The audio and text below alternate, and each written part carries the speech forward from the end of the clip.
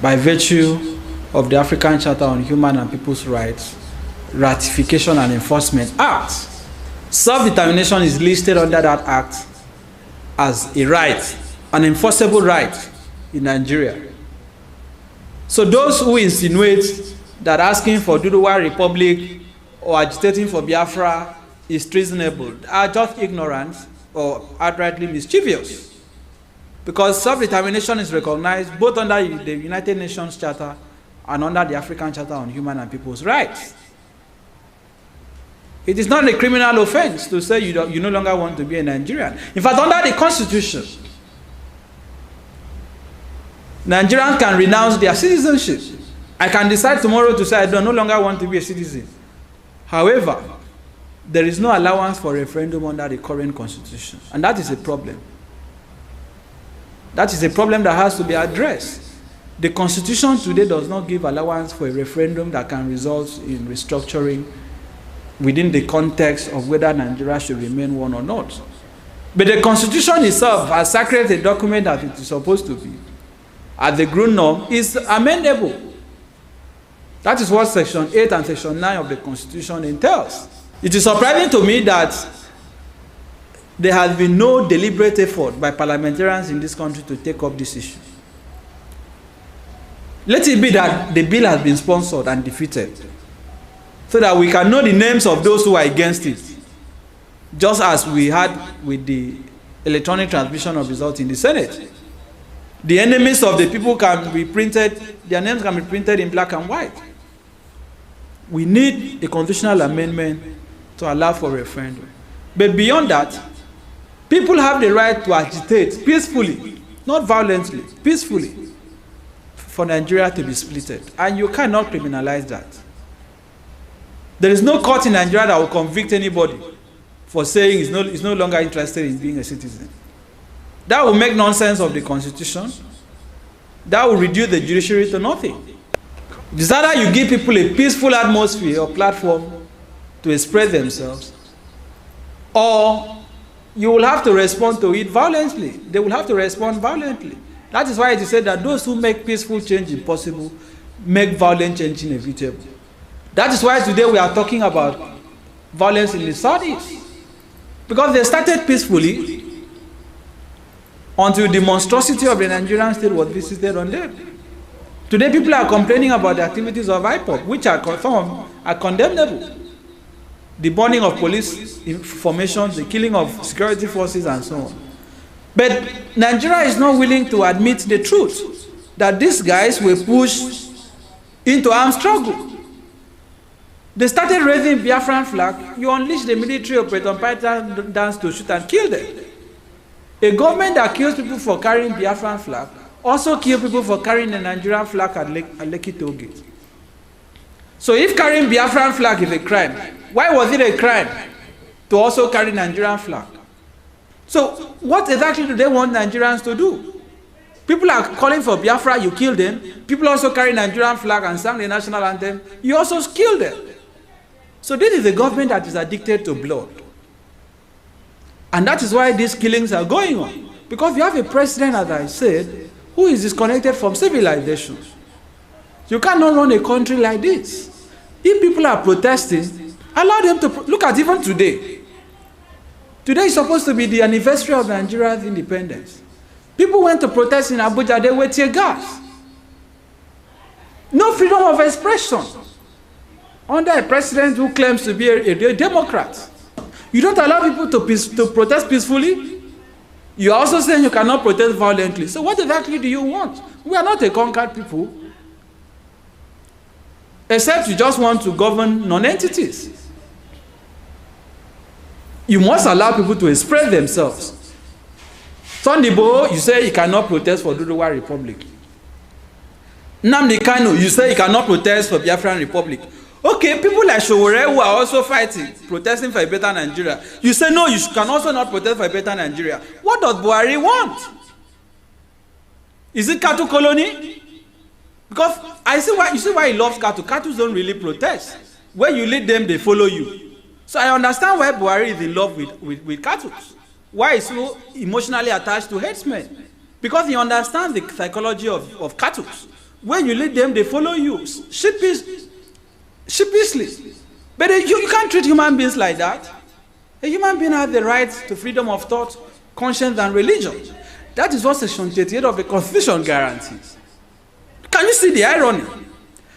I want to re-emphasize that those who are protesting for Biafra are being killed. They are being denied the right to protest peacefully. Those who are protesting and demanding Oduduwa Republic, they are also being attacked. They are being arrested. They are being shot at. They are being targeted. Those who are, some of us who are also protesting for better Nigeria, who don't want Nigeria to be divided, you're also killing them. Even when they sang the national anthem of your country, whose unity you say is non-negotiable. So what exactly do they want? You don't want a better Nigeria, you also don't want a divided Nigeria. It's unfortunate. Today, the 30th day of September 2021, I am here. My name is Mark Jacob.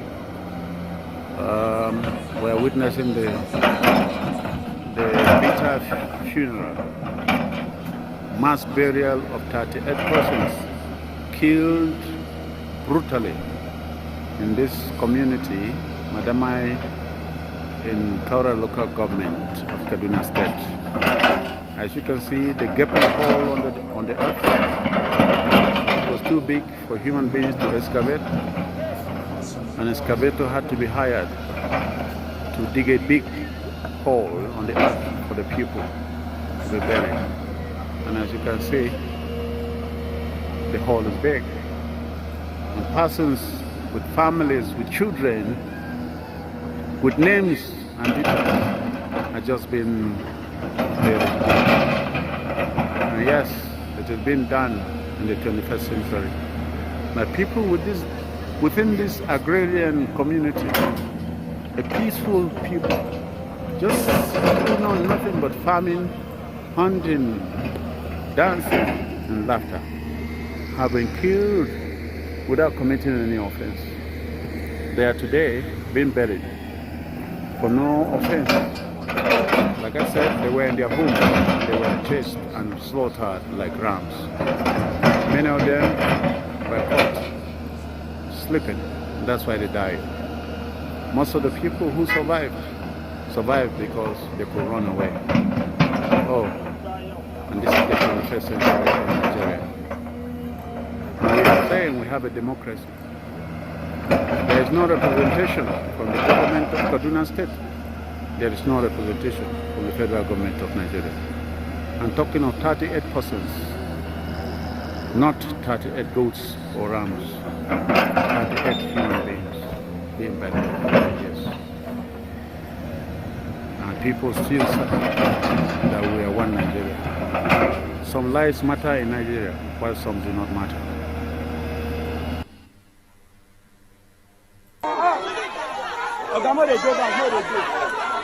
Hey, Georgia, I just want to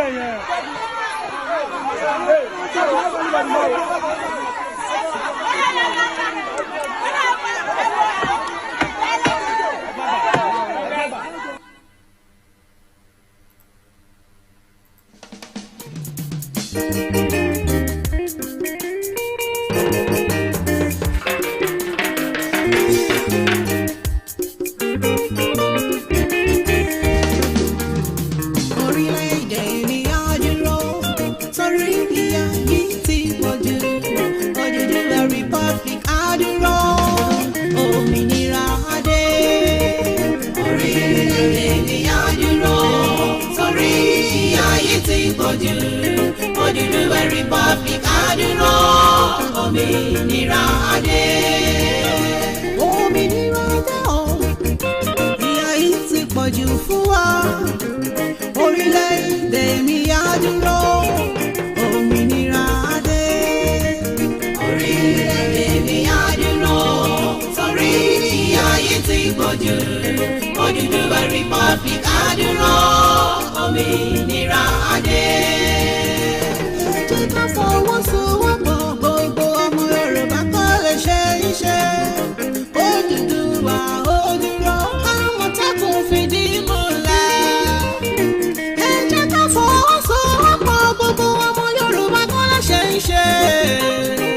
Odùduwà ó dúró bámútakùn fìdí múlẹ̀. Orílẹ̀-èdè mi á dúró torí ìyà yìí ti pọ̀jù. Odùduwà Republic á dúró òmìnira adé.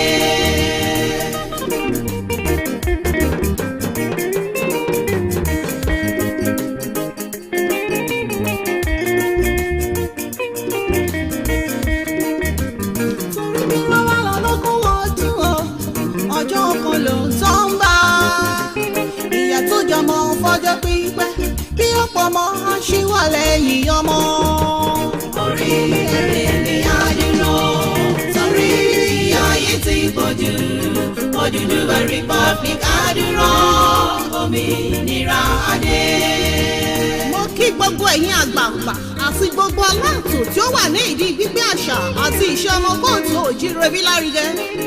Ní pàápàá jùlọ gbogbo àwọn tí wọ́n ń ṣe iṣẹ́ takuntakun tí à ń rí àti ní abẹ́lẹ̀ kí orílẹ̀-èdè Odùduwà ìyẹn Odùduwà Republic lè dúró. Ẹ ṣeun gan ni ọlọ́dún tó mọ àrè á dì yín mú àwọn alálẹ̀ á kí yín lẹ́yìn Olódùmarè á gbé gbogbo àṣẹ tèdùmarè. Ẹ jẹ́ kí gbogbo wa fi ọwọ́ sowọ́pọ̀ pẹ̀lú gbígbé orílẹ̀-èdè Odùduwà kalẹ̀. Orílẹ̀-èdè Odùduwà ní ìrètí tí a ní gẹ́gẹ́ bí ìran Yorùbá láti dé ibi tí ọkàn wa ń fẹ́. Bí a bá wo ìyà tí ó ti ń jẹ àwa ìran Yorùbá bọ̀ látẹ̀yìn, a ó rí wípé ìyà yìí pọ̀ tó bẹ́ẹ̀ tí à ń gbé ìgbé ayé ẹrú ní orílẹ̀-èdè tí a pè ní tiwa. Kò sí àǹfààní tí ó péye láti dé ibi àṣẹ ní orílẹ̀-èdè tí a pè ní tiwa yìí. Ikú ìyà, ikú ẹ̀sín, ìpakúpa ni wọ́n ń pa àwọn ọmọ Yorùbá tí ó bá ń fi òtítọ́ inú ṣe iṣẹ́ rẹ̀. Ǹjẹ́ ó wá dára kí ọmọ ẹlẹ́ran kí ó máa jẹgun? Ṣé ó dára bí kí ọmọ aláṣọ kí ó máa wọ àkísà?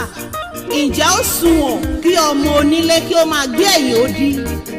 Ẹ jẹ́ kí a rò ó kí a má bàa fi ohun tí a fẹ́ jẹ bà ohun tí a fẹ́ jẹ jẹ́. Kí a má ta ara wa dànù kí iṣẹ́ àwọn baba ńlá wa tí ó ti lọ ó má bàa parun. Kí ìran wa tí ó ń bọ̀ lẹ́yìn kí ó lè máa sọ nípa tiwa wípé a ṣe ìwọ̀n tí a lè ṣe. Ẹ jẹ́ kí a fi ara wa ṣe òṣùṣù ọwọ̀ kí a dira wa mú nítorí pé àìkọ́wọ́rìn ejò ní ń jẹ ọmọ ejò níyà. Bí ọ̀ká bá ṣáájú tí sèbé tẹ̀lé tí paramọ́lẹ̀ àti òjòlá ń wọ́ ruru tẹ̀lé wọn lẹ́yìn, kò ní sí ẹ̀dá kan tí ó lè fi igi na ọmọ ejò kankan pa láàrin wọn. Ìṣẹ̀dá Yorùbá ni ó dára jù nínú ìwà àti ìṣe. Yorùbá ní àpọ́nlé bẹ́ẹ̀ ni wọ́n ń bọ̀wọ̀ fún àgbà. Ìṣẹ̀dá tí ó ní ààtò ni ìṣẹ̀dá tí Elédùà fi Yorùbá ṣe. Bí ọkùnrin bá jí ní òwúrọ̀ ní ilẹ̀ kóòtù òjíire adọ̀bálẹ̀ gbaraja a kí àwọn òbí rẹ̀. Bẹ́ẹ̀ ni bí ọmọbìnrin bá jí a fi orókún méjèèjì kúnlẹ̀ a kí àwọn òbí rẹ̀.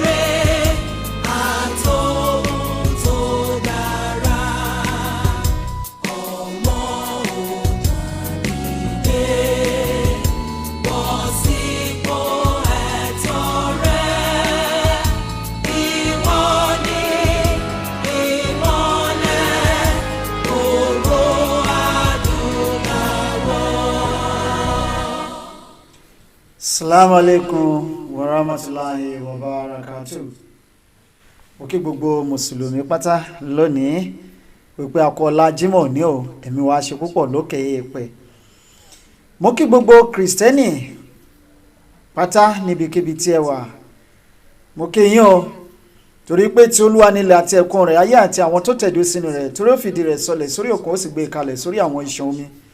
Ta ni ó gorí òkè Olúwa lọ, tàbí ta ni ó dúró níbi mímọ́ rẹ̀? Ẹni tó ní ọwọ́ mímọ́ àti àyà funfun, tí kò gbé ọkàn rẹ̀ sókè sí asán, tí kò sì búra ẹ̀tàn, ní orí ìbùkún gbà lọ́wọ́ Ọlọ́run ìgbàlà rẹ̀. Èyí ni ìran àwọn tí ń ṣe àfẹ́rẹ̀ Ọlọ́run Jákọ́bù. Ó ní ẹ gbé orí yín sókè yẹn nànà, kí a jùmọ̀ gbé yín sókè yín ilẹ̀kùn ayérayé, kí Ọlọ́run ọba ògo kí ó wọlé wá. Ta ni Ọlọ́run ọba ògo yìí? Ọlọ́run ọba tí ó pọ̀ ní ipá àti agbára, òun náà lé ọba ògo. Àmín. Mo kí gbogbo wa o, gbogbo ẹ̀yin tí Ọlọ́run ọba mi gbélé ayé lé lọ́wọ́ lónìí. Mo kí yín délé alára, mo kí wa délé ajérò, mo kí wa délé ọwọ́ àrùn gbọ̀ǹkan, mo kí wa dé fẹ́ òye níbi tójúmọ́ orí ti mú wá sílé ayé. Èmi ọmọ yín, àbúrò yín, ọ̀rẹ́ yín, olólùfẹ́ yín, ìjìnlẹ̀ Marcus apèdègbà yìí gbogbo ilẹ̀ Tọ́kì mo tún ti dé lónìí o. Ẹ̀yin èèyàn wa, ẹ jẹ́ ká wá nǹkan fìdílé, ká fìdílé nǹkan.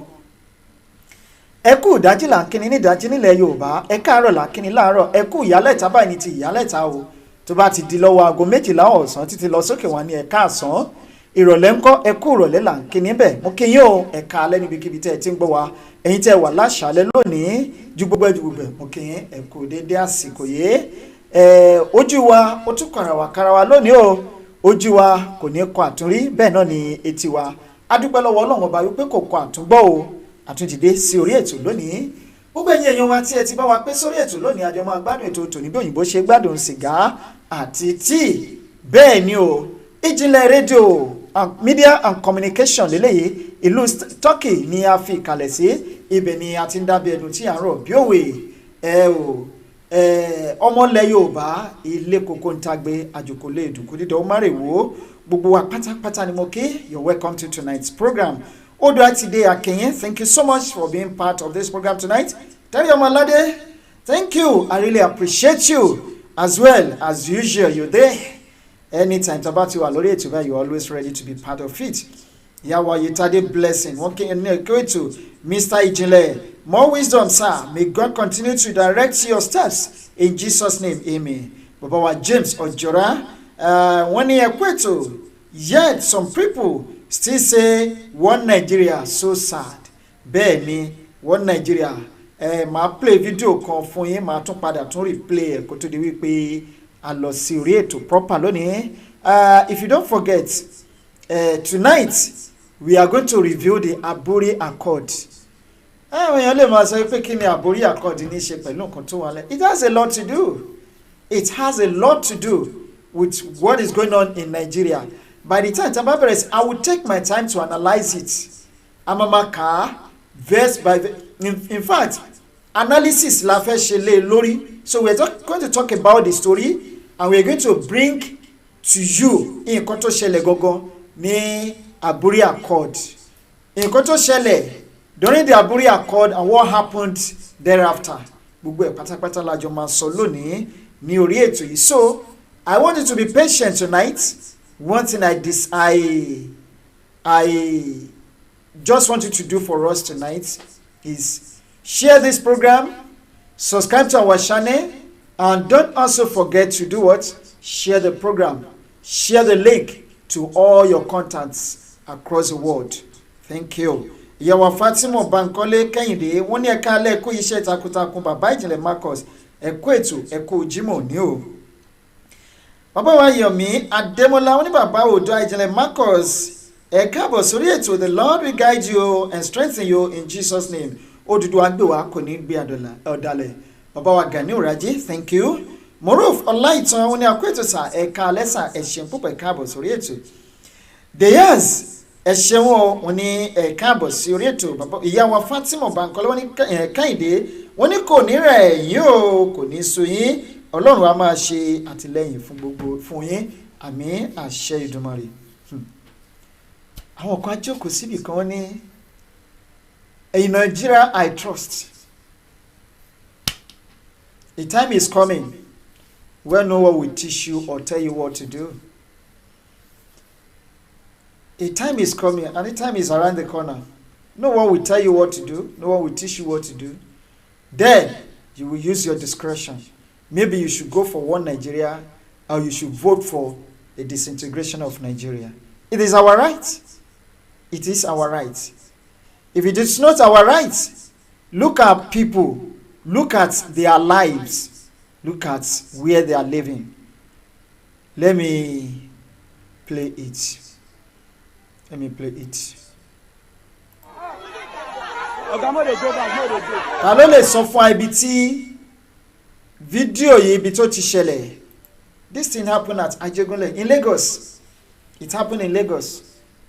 Ẹ wo Kana táwọn èèyàn ń gbé. Look at ghetto táwọn èèyàn ń gbé. And we say Lagos State is the richest state in Africa. The richest state in Africa. But look at the the Lagosians.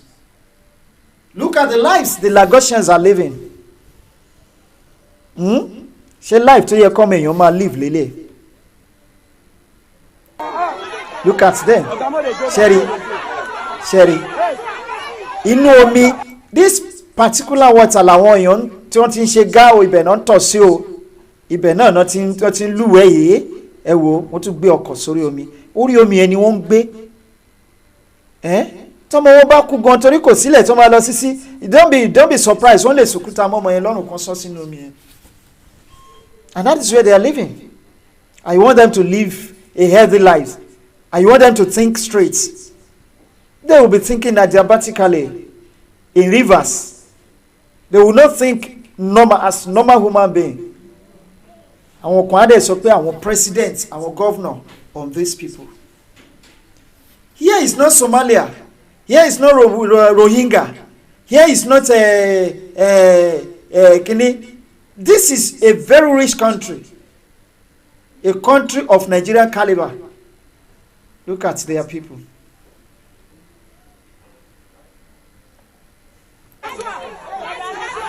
See. Wọ́n jù sínú omi àwọn èèyàn tún lọ gbé.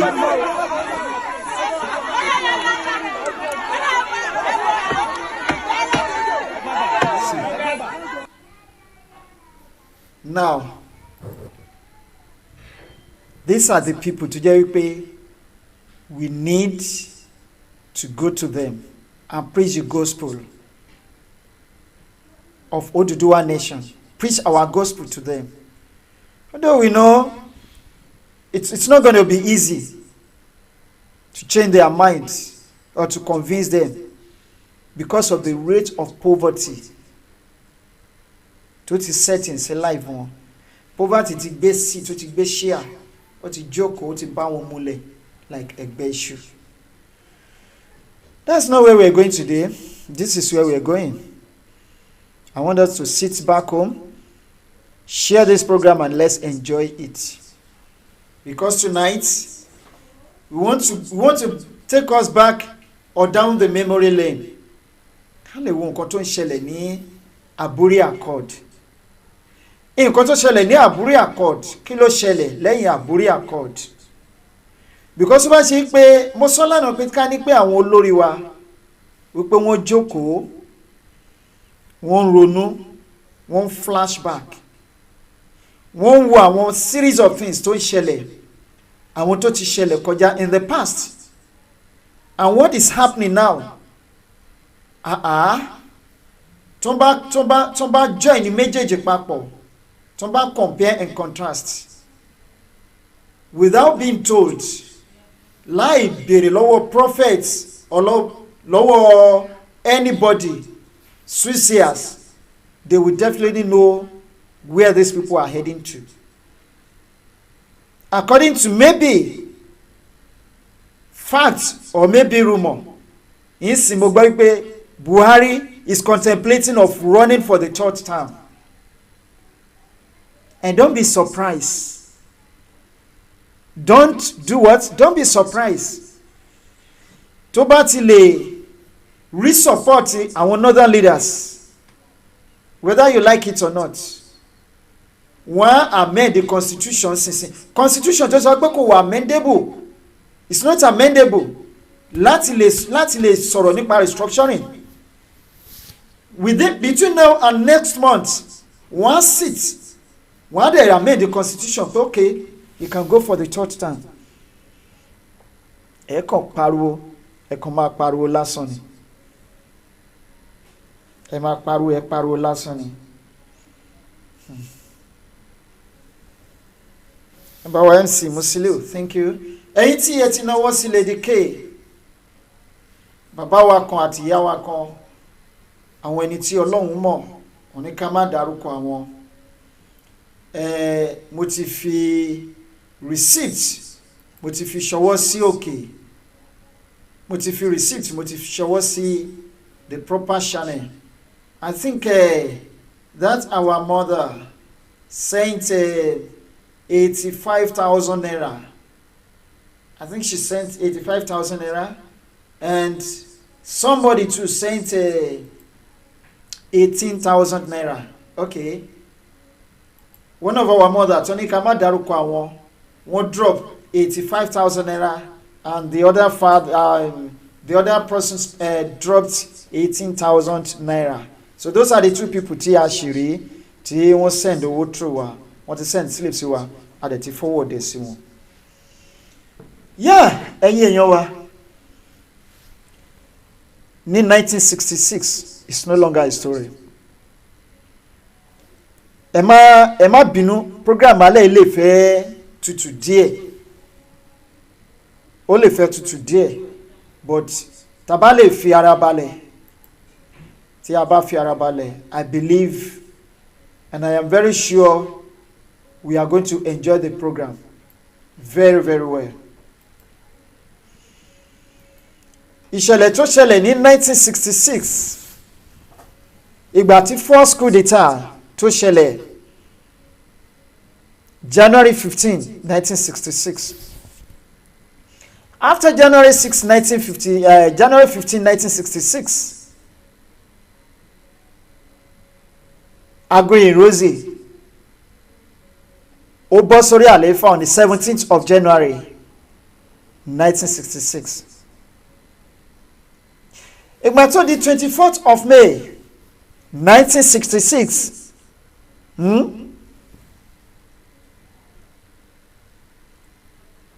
ni wọ́n abolish regional system of government in Nigeria. Prior then, February or thereabout, I think February 15, 1966, there was a British journalist to predict wípé the regional system of government was going to be abolished by the present junta.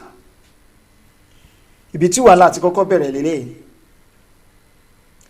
Ibi tí wàhálà ti kọ́kọ́ bẹ̀rẹ̀. Now, the military government then denied it. But May 24, 1966, ni wọ́n abolish regional system of government completely. Yẹni pé they took us back to unitary system of government in Nigeria from regional system of government. Ìjọba ẹlẹ́kùnjẹkùn táwọn bàbá kan tí wọ́n tó ń pariwo fún lẹ́nu wípé a fẹ́ ká padà sórí so that we can be in charge of our own economy, ká máa control àwọn nǹkan táwa ní fúnra ara wa, àti kò lè ever possible láíláí, because Nigerian government will never allow that to see the light of the day.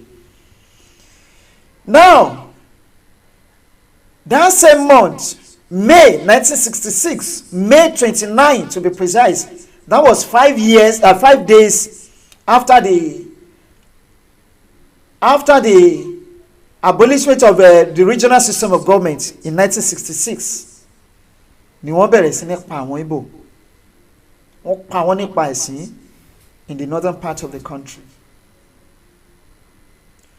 This is just a preamble. I am taking us proper to màá ṣí àtìkù yẹn fún wa gbogbo wa rí so that a lè kà á fúnra wa. Now, wọ́n bẹ̀rẹ̀ sí ní pa àwọn Ìgbò títí ìgbà tó di July 29, 1966, wọ́n kidnap Aburi Rosie. Aburi Rosie was kidnapped. They took him to a unknown destination. 2 days later, when they could not find him,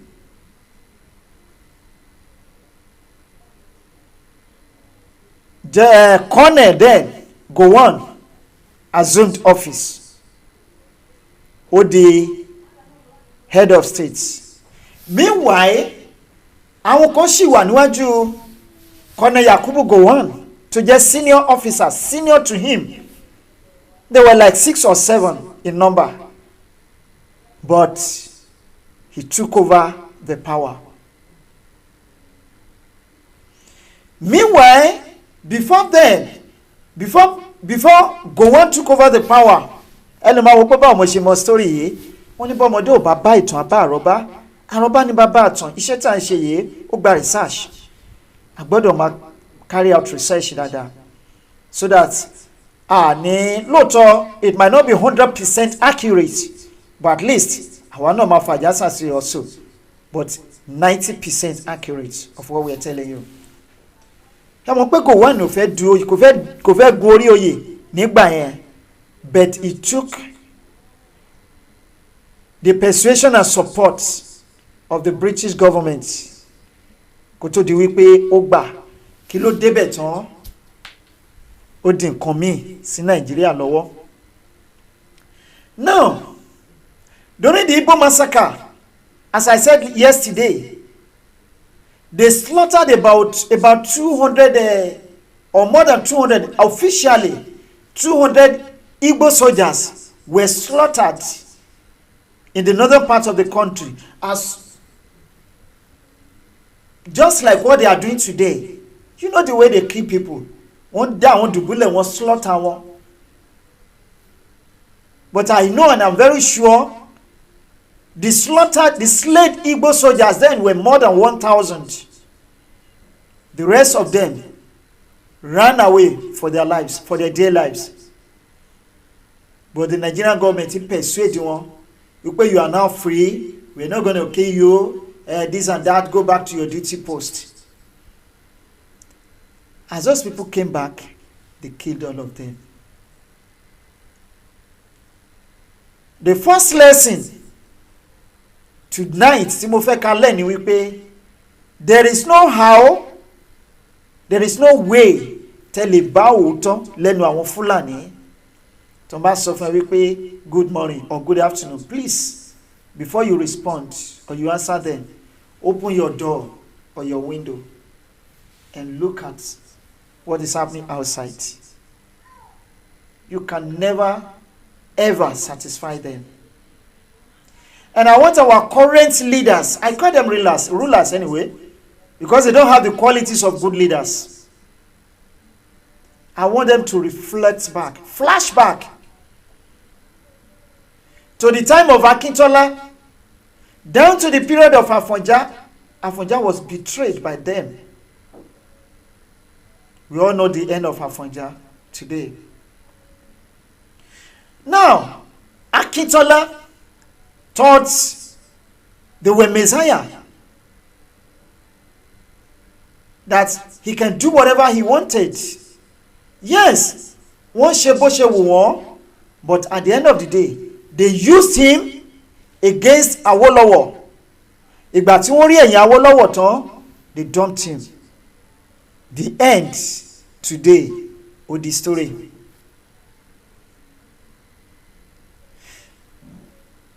Ẹ má jẹ́ ká gbàgbé, during the time of Bola Ige, kí ni orúkọ Baba Jakande, he was used.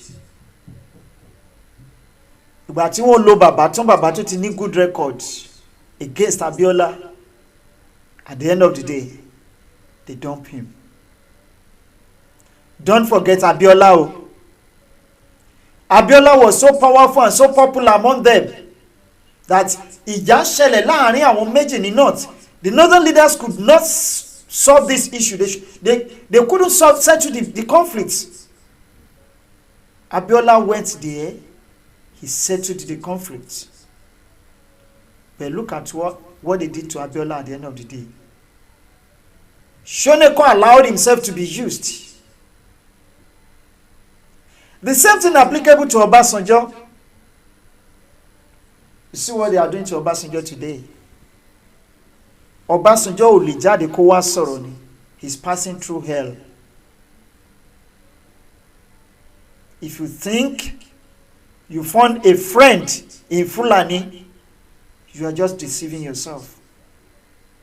We are going to learn a lot of lessons tonight on Aburi Accord. It will take like 2 hours, like more than 2 hours to analyze it. But Abam Balo, Bushin Lo Lese, I am sure we are going to enjoy the program.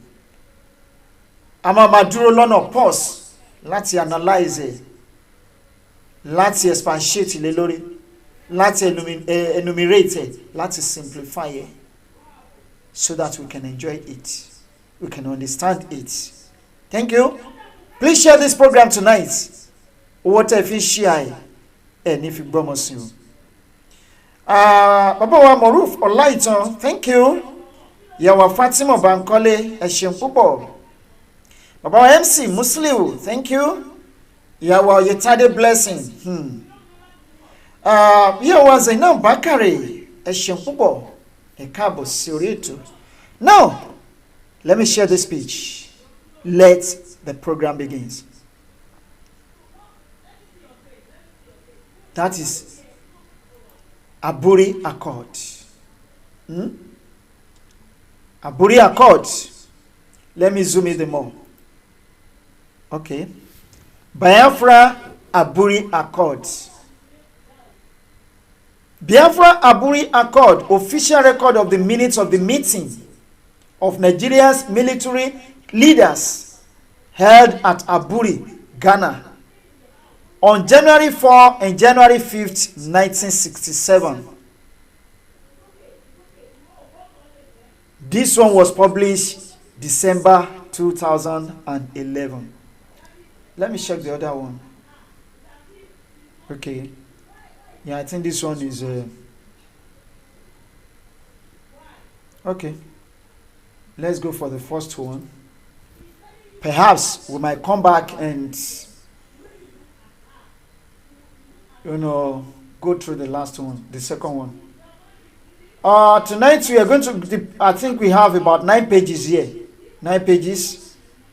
I will be reading it letter to letter. The chairman of the Ghana National Liberation Council, Lieutenant General J.A. Ankara, declaring the meeting open, welcomed the visitors to Ghana and expressed delight that Ghana had been agreed upon by the Nigerian military leaders as the venue of the crucial meeting. He considered the whole matter to be domestic affair of Nigeria, and as such, he refrained from dwelling on any specific points. The general, however, expressed a belief that the Nigerian problems were not such that cannot be easily resolved through patience, understanding, and mutual respect throughout history. He said, there has been no failure of military statesmen, and the eyes of the whole world were on Nigerian army. Kọ́ńtò sọ ni pé kí gbogbo àwọn tó wá sí ibi ìpàdé yìí, òun kí gbogbo yín ẹ káàbọ̀, ẹ kú ìjókòó, ẹ kú àpérò, ó kí wọn sọ́tún, ó kí wọn sósì. Ó ní ìṣòro tó wà nílẹ̀ yìí o, ìṣòro Nàìjíríà ni, ẹ jẹ́ ká take gẹ́gẹ́ bí ìṣòro Nàìjíríà, like their domestic problem. Ọlọ́run believe pé ìṣòro Nàìjíríà yìí kò tí ì kọjá ìṣòro tí àwọn ò tí ì lè yanjú ẹ̀. Torí náà, òun fẹ́ kí everybody kí wọ́n farabalẹ̀, kí wọ́n sọ ní tùbínùbí. Kò tí ì sí ìjákulẹ̀ kọ́kọ́ o, tó bẹ́ẹ̀ jù bẹ́ẹ̀ lọ láti ọwọ́ àwọn jagunjagun orílẹ̀-èdè Nàìjíríà. That was the first paragraph. Now, he advised that the soldiers are purely statesmen and not politicians, and the Nigerian military leaders owe it as a responsibility to the 56 million people of Nigeria to successfully carry through their task of nation building. Concluding, the general urged the Nigerian leaders to bury their differences, forget the past, and discuss their matter frankly but patiently. Tá bá gbàgbé ọ̀rọ̀ yìí, àní rẹ̀ ní bá ṣeré, ẹ má ríra yín gẹ́gẹ́ bí olóṣèlú, ẹ ríra yín gẹ́gẹ́ bí adarí tó sì ṣetán láti sin àwọn ènìyàn tó sọ nìyẹn. Lieutenant Colonel Gowon, Gowon was not even a colonel, he was a lieutenant colonel. invite the Nigerian leaders to say a joint thank you to their host, and all said thank you in unison in response to Lieutenant General Ankra's address. At this point, the general vacated the conference table. Okurumbe, oya, ema sọ̀rọ̀ ní show. The importance of arms and resolution renouncing the use of force, Lieutenant Colonel Ojukwu spoke next. He said that the agenda was acceptable to him, subject to the comments he had made on some of the items. Lieutenant Colonel Ojukwu said that no useful purpose would be served by using the meeting as a cover for arms, build up and accuse the federal military government of having engaged in large-scale arms deals by sending Major Apollo to negotiate for arms abroad. Shatiri, I believe we all understand that statement. The same thing is happening today. They are negotiating for arms in abroad, and for what? For the purpose of what? Of killing all the southerners, taking over your land, ruling you forever and ever. Now, he alleged that the federal military government recently paid £1 million for some arms bought from Italy and now stored up in Kaduna. Now the arms they bought or they are buying today, where are they keeping those arms? Like what happened in 1960s, the same thing is repeating itself today. And we are not ready to learn our lesson. They said they bought two Tucanos. Where are those Tucanos? What are they using those Tucanos for? Why the Boko Harams are busy killing people in the north? Let me show us this video once again. I've played it before I started this program. I played it, and I am still going to play it again. Mass burial for our people in Kaduna. Today, the 30th day of September 30th 2021. day of September. I am here. My name is Mark Jacob. We are witnessing the bitter funeral, mass burial of 38 persons killed. Mass burial brutally of 38 people, gruesomely massacred by the terrorists in Kaduna State. And those terrorists now are in Kaduna Forest. They are not doing anything about it, but they deploy their soldiers to the southern part of the country. At least we actually witness a peace, Lord, unlike the northern part of the country. We better sit down. Yawa Miriam Yedo, Eshen we kabo soretu baba wa akishola akinwumiju e kabo sa. Yawa Feishara Adehua. Thank you so much. Diamond TV, you're welcome to tonight's program. Yeah. Lieutenant Colonel Ojukwu was reminded by the military governor, North and other members that the East was indulging in an arms build-up, and that the plane carrying arms, which recently crashed on the Cameroon's border, was destined for Enugu. Lieutenant Colonel Ojukwu denied both allegations. Now, if you think there is no comparison with what happened in Aburi and after Aburi Accord and what is happening in Nigeria now, you are just deceiving yourself. You are what? You are purely 100% deceiving yourself. They spent over $1 million to procure ammunition from Italy in 1966. And they took those ammunition to Kaduna. They stored it in Kaduna. They kept it in Kaduna. Now, one place the first allegation on Ojukwu, we pay one law procure arm. Like what is happening? Now they are coming to the south to disarm you, and they are arming their people over there in the north. And you pretend as if nothing is happening. We are at it, Sha. Concluding his remarks on arms build-up, Lieutenant Colonel Ojukwu proposed that if the meeting was to make any progress, all the members must, at the outset, adopt a resolution to renounce the use of force in settlement of Nigerian disputes. If Nigeria government really want to achieve something, you want us to split peacefully, they should stop using force in settlement of disputes in Nigeria. The people of I think Plateau State want to pariwo báyìí pé the soldiers over there are molesting them, beating them, arresting them. Now, according to the article that came out today, if you go to Ijebu Ode today, ti rí ammo tank tí wọ́n ti gbé síbẹ̀.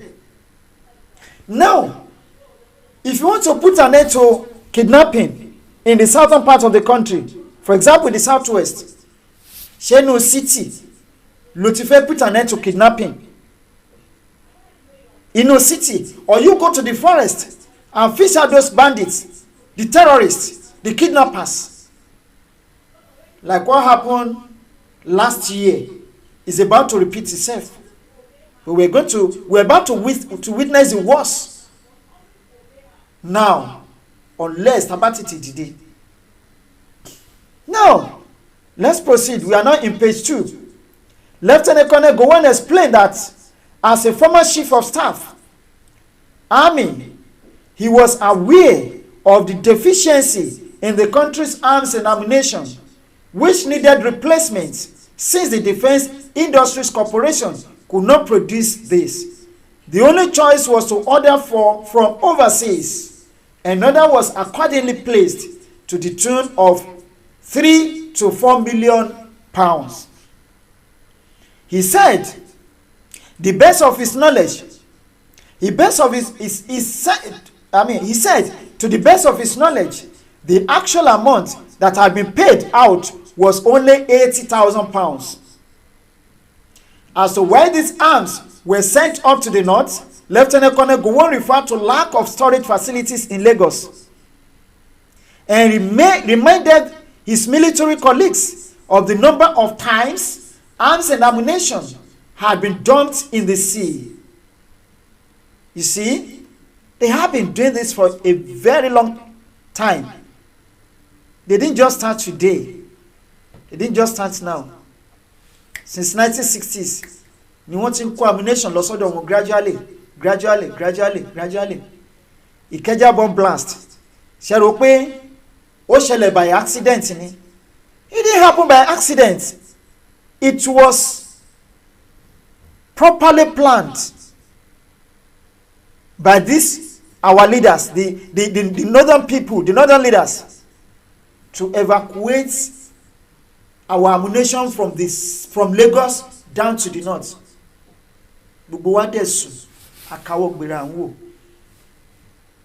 Now look at the excuse they are given. Now, this was why he said it became necessary to use the better storage facilities in Kaduna. The arms and ammunition had not been distributed because they arrived only 2 weeks previously and have not yet been taken on charge. Ẹ máa rí nǹkan tó máa ṣẹlẹ̀ bí a ṣe ń bá ọ̀rọ̀ yìí lọ díẹ̀díẹ̀ átíkù yìí. Àwọn nǹkan tó ṣẹlẹ̀ ní Aburi Accord 1966 òun là ń gbé yẹ̀wò lọ́wọ́lọ́wọ́. Ẹ jẹ́ ká exercise patient. Thank you so much, Yahweh Ojora Elizabeth. Thank you. Take note of this. If you can be patient enough tonight, let's follow program here to the end. A máa rí àwọn lessons, lot of lessons, so many lessons tá máa learn. Lónìí tó máa tún sọ wájú the more wípé iná orí òrùlé lélẹ́yìí. Àwọn agbẹ́jù sínú fìlà. Adélérí adéjòyè adémọ́fìlà wa gbé náà wa gbé kárí. ìgbà tó bá máa délẹ̀ tán akàn jẹ́jẹ́ mi ni mo jókòó akàn mi ò mọ́wọ́ mi ò mẹ́sẹ̀ mi ò lọ́wọ́ mi ò lẹ́sẹ̀ ń bẹ̀. Now, after exhaustive discussion to which all members contributed, and during which Lieutenant Colonel Ejo pointed out that it would be necessary to determine what arms and ammunition had arrived and what each unit of the army had before any further distribution would take place, the Supreme Military Council unanimously adopted a declaration proposed by Lieutenant Colonel Ojukwu that all members, one, renounce the use of force as a means of settling the Nigerian crisis. Did it happen after Aburi Accord, after they came back to Nigeria or not? Don't let me, open can of worm now. Let the cat out of the bag. That was the first thing. Then the second one, reaffirm their faith in discussions and negotiations as the only peaceful way of resolving the Nigerian crisis. Did it happen? Did they hit to this? After the Aburi discussion, we know. Ejekashima continue. Number 3, agree to exchange information on the quantity of arms and ammunition available in each unit of the army, in each region, and in the unallocated stores, and to share out such arms equitably to the various commands. Ṣé wọ́n tẹ̀lé eléyìí ńgbà tí wọ́n dé àbí wọ́n tẹ̀lé ẹni sùúrù mò ń bọ̀. Ó jẹ́ nǹkan mẹ́ta tí wọ́n agree on o. Now let's go to the fourth one. They also agree that there should be no more importation of arms and ammunition until normalcy was restored. Ǹjẹ́ ṣé wọ́n tẹ̀lé àbí wọ́n tẹ̀lé? We hear this as time goes on. Now, the full text of the declaration was signed by all members. All members tí wọ́n present ní Aburi Accord, they all put their signatures. They all put their signatures. All of them signed. But what happened after the Aburi Accord? See, lè bá Fulani play peaceful game kò jẹ́ draw láyé. You can't. The only way tó lè gbà láti defeat wọn ni wípé do not even go into any relationship with them. Don't join any business with them, and don't form any form of alliance or relationship with them. But as long as you make any mistake to do this, oti wa grave, oti dig already. Because they don't believe in peace. They don't believe in love. They don't consider you as a human being, provided you are not their tribe. They don't care. Now let's continue. The Supreme Military Council, having acknowledged the fact that the series of disturbances since January 15, 1966 have caused disunity in the army, resulting in lack of discipline and loss of public confidence, turned their attention to question of how best the army should be reorganized in order to restore that discipline and confidence. We are talking about 1966 here, but look at the disunity caused by the Buhari Fulani-led government. Can you compare it to what happened in 1966? And he's here to learn his lesson. He's here to accept his fault. He believes that whatever he does, Ashibini. Yeah. Now, let's continue. Share this program. Don't enjoy it all alone. Share it, please. Share. Let me zoom it the more so that you can see it better at all. Okay. Now, there was a lengthy discussion of the subject, and when the argument became involved, members retired into secret session. On their return, they announced that agreement has been reached by them on the reorganization, administration, and control of the army on the following lines. Now, army to be governed by the Supreme Military Council under a chairman to be known as Commander-in-Chief of the Armed Forces and head of the federal military government. Olembo Labor, that is the first one. And the second one, establishment of military headquarters comprising equal representation from the regions and headed by a chief of staff. Ṣé wọ́n tẹ̀lé nígbà after Aburi Accord? Ẹ máa gbọ́ gbogbo ẹ̀. Even tó bá tẹ̀lé nígbà yẹn, what about now? Gbogbo ẹ̀ pátápátá ti kọjá sí north. There is no headquarter in the southwest, no headquarter in the southeast, no headquarters in the middle belt. Gbogbo ẹ̀ wọ́n ti shift lọ sí core north. Both Air Force, Navy, and Army. Everything ó ti wà ní north. Now, another one, creation of area commands corresponding to existing regions and under the charge of area commanders. Matters of policy, including appointments and promotion of the top executive posts in the armed forces and the police, to be dealt with by the Supreme Military Council. This is another point. During the period of the military government, military governors will have control over area commands for internal security. Another one, creation of a Lagos garrison, including Ikeja barracks. In connection with the reorganization of the army, the council discussed the distribution of military personnel with particular reference to the present recruitment drive. The view was held that general recruitment throughout the country in the present situation will cause great imbalance in the distribution of soldiers.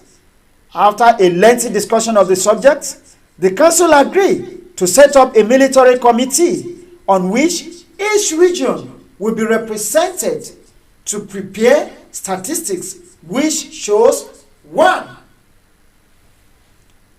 Present strength of Nigerian army. 1. Secondly, deficiency in each sector of each unit. 3. The size appropriate for the country and each area command. Then 4. Additional requirements for the country and each area command. The committee is to meet and report the council within 2 weeks from the date of receipt of instructions. But to some people it's quite interesting, because àwọn kókó ṣì wà wájú tí àwọn wípé yes, these people did not just start today, they have started years ago. They have started years ago. They did not even start in 1966. Look at what their leader said in October 12, 1960. It's there for us to search. So, one comment on it, they are trying to build on it in 1966. You are going to be surprised what happened after Aburi Accord. Let's continue. The council also agreed that the pending completion of the exercise in paragraph 7, further recruitment of soldiers should cease. That is, they should not recruit further soldiers, any soldiers. Ǹjẹ́ ṣé wọ́n tẹ̀lé ńgbà tí wọ́n dé láti Aburi? Gbogbo ẹ̀ la máa gbọ́n wájú. In respect of items 3B of the agenda, implementation of the agreement reached on August 9, 1966, it was agreed after a lengthy discussion that it was necessary for the agreement reached on August 9 by the delegations of the regional government to be fully implemented. In particular, it was accepted in principle. And what are these principles? That army personnel of the northern origin should return to the north from the west. That any army personnel from the northern origin should go back to the north. From the west, they should go back to the north. Vacate west, vacate east, go back to the north. Okay, then what happened thereafter? It was therefore felt that a crash program of recruitment and training, the details of which will be further examined after the committee to look into the strength and distribution of army personnel had restored, would be necessary to constitute indigenous army personnel in the West to majority there. Now, let's go back to, okay, let's continue. Mo fẹ́ ká padà sí orí the second one, page wo la wá sí. We are now in page 4. We are almost there. We are Kẹ́hìndé Dúrójayé, ẹ kú àṣálẹ́ o bàbá ìjìnlẹ̀, ẹ kú iṣẹ́ ṣe púpọ̀. Ìyàwó Grace David, thank you so much. Ìyàwó Jọra, ìyàwó Ayétáré bless, wọ́n ní ẹ kú iṣẹ́ ọpọlọ sà, more knowledge. Ìyàwó Akẹ́kẹ́ lọ́mọ Láfíàjì, thank you so much. Wọ́n ní ẹ kú ètò bàbá ìjìnlẹ̀. Now, quickly, no negotiation by the east of Lieutenant Colonel Gowon as Supreme Commander. Number 10. The question of recognition by the east of Lieutenant Colonel Gowon as Supreme Commander and head of the federal military government was also exhaustively discussed. Because he is not part of the country then. Because they were senior officers. They were higher than him in rank. So they did not recognize him as a military, as a head of state, head of the military government. Now, Lieutenant Colonel Ojukwu based his objection on the fact, inter alia, that no one can properly assume the position of Supreme Commander until the whereabouts of former Supreme Commander, Major General Gwen Rossi, was known. He therefore asked that the country be informed of the whereabouts of the Major General, and added that in his view, it was impossible in the present circumstances for any one person to assume any effective central command of the Nigerian Army. Lieutenant Colonel Ejo enunciated 4 principles to guide the meeting in formulating an answer to the question of who should be Supreme Commander. And these are: 1. Because as at the time tí wọ́n wà ní Aburi, wọ́n mọ whereabouts Aguiyi Ironsi. Nobody knew his whereabouts. Now, the problem of effective leadership. 2. The crisis of confidence in the army. 3. The disruption in the present chain of command. 4. Inability of any soldier to serve effectively in any unit anywhere in the country. Therefore, Lieutenant Colonel Gowon replied that he was quite prepared to make an announcement on the matter and regretted that a former announcement had been delayed for so long, but the delay was originally intended to allow time for tempers to cool down. He reminded his colleagues that they already had information in confidence. After further discussion and following the insistence by Lieutenant Colonel Ojukwu that Colonel Gowon should inform members of what happened to the former Supreme Commander, members retired into secret sessions again and subsequently returned to continue with the meeting after having reached an agreement among themselves. Then number 11. At this point, the meeting adjourned until Thursday, January 15, 1967. The power of the federal military government vis-a-vis the regional government. When the meeting resumed on the January 5th, it proceeded to consider the form of government best suited for Nigeria. In view of what country has experienced in the past years, in the past year 1966, members agreed that the legislative and executive authority of the federal military government should remain in the Supreme Military Council, to which any decision affecting the whole country shall what? Be referred for determination. Now let's go further. Let's go further. Àwọn kan tí ó ṣẹlẹ̀ ní Aburi lélẹ́yìí. Now let's see what happened after that Aburi. There are so many things we won't discuss ní Aburi Accord. Now, let's look at the final Aburi communique. We are now in page 7 out of page 9. Thank you so much, sir. Baba Akishola Akiwumiju. Thank you. So there are so many things we won't discuss only the Aburi Accord. But if you want me to go back, I can quickly go through it without any further explanation. But then we'll go down to we will move down to the page 7, which is the final Aburi communique. Maybe we should go to that.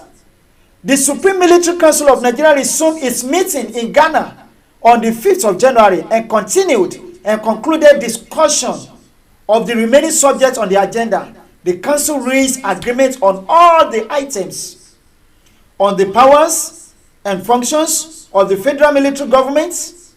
The council reaffirms its belief in the workability of the existing institutions subject to necessary safeguards. Now, other matters on which agreements were reached included the following. 1. Reorganization, administration and control of the army. 1. Then number 2, appointments of and promotions to the senior ranks in the armed forces, the police, diplomatic and consular services, as well as the appointment to super-scale posts in the federal civil services and the equivalent posts in the federal statutory corporations. On the question of displaced persons, the Supreme Military Council agreed to set up a committee to look into the problems of rehabilitation and recovery of property. In this connection, the military governor of the East assured the council that the order that non-Easterners should leave the Eastern region will be reviewed with a view to its being lifted as soon as possible. Now, agreement was also reached that the staff and employees of government and statutory corporations who have had leave to leave their posts as a result of recent disturbances in the country should continue to be paid their full salaries up to the end of March 31, 1967, provided they have not found alternative employment. The council agreement that the ad hoc committee on the constitutional future of the country should be resumed as soon as practicable, and that the unanimous recommendation of the committee in the September 1966 will be considered by the Supreme Military Council at a later meeting. These and many more were agreed upon during the Aburi Accord. Now, the council also unanimously agreed that the future meeting of the council should be held in Nigeria at a venue to be announced later. The entire member of the Supreme Military Council expressed profound regret for the bloodshed after over 3 million people, 3 million Biafra, were brutally massacred. The repeat of this is what we are trying to guide against now. Then, the population of Nigeria was 56 million. But the population of Nigeria as of today is 250 million or thereabout. Now, in a tribe, in a region under Nigeria, the population of Nigeria that was 56 million, over 3 million people. Some people say 3.5, some people say 5 million. Tí wọ́n bá lose life wọn nínú pé wọ́n kàn slaughter àwọn lásán. Kò sí ní under civil war, èyí tó tún wáyé ní civil war. You know how many millions of people that lost their lives. in order to prevent that now láti ṣẹlẹ̀, that is why ta ṣe ń sọ àwọn ènìyàn wa jí, please let's go. The plan tí àwọn Nigerian government tí wọ́n carry out 1966 1967 is still on the cards now. Ammunition tí wọ́n lọ procure tí wọ́n rà nígbà yẹn over £1 million tí wọ́n kó lọ sí Kaduna. Ẹ wo iye ammunition, billions of naira, trillions of naira tí wọ́n ti fi ra ammunition now tí wọ́n kó lọ sí north. None of this ammunition is in Yoruba land. None of this ammunition is in the eastern region or the southeast. None of this ammunition is in south. You can only see this ammunition if they are coming to kill your people. Now let's continue. The entire member of the Supreme Military Council expressed profound regret. Okay.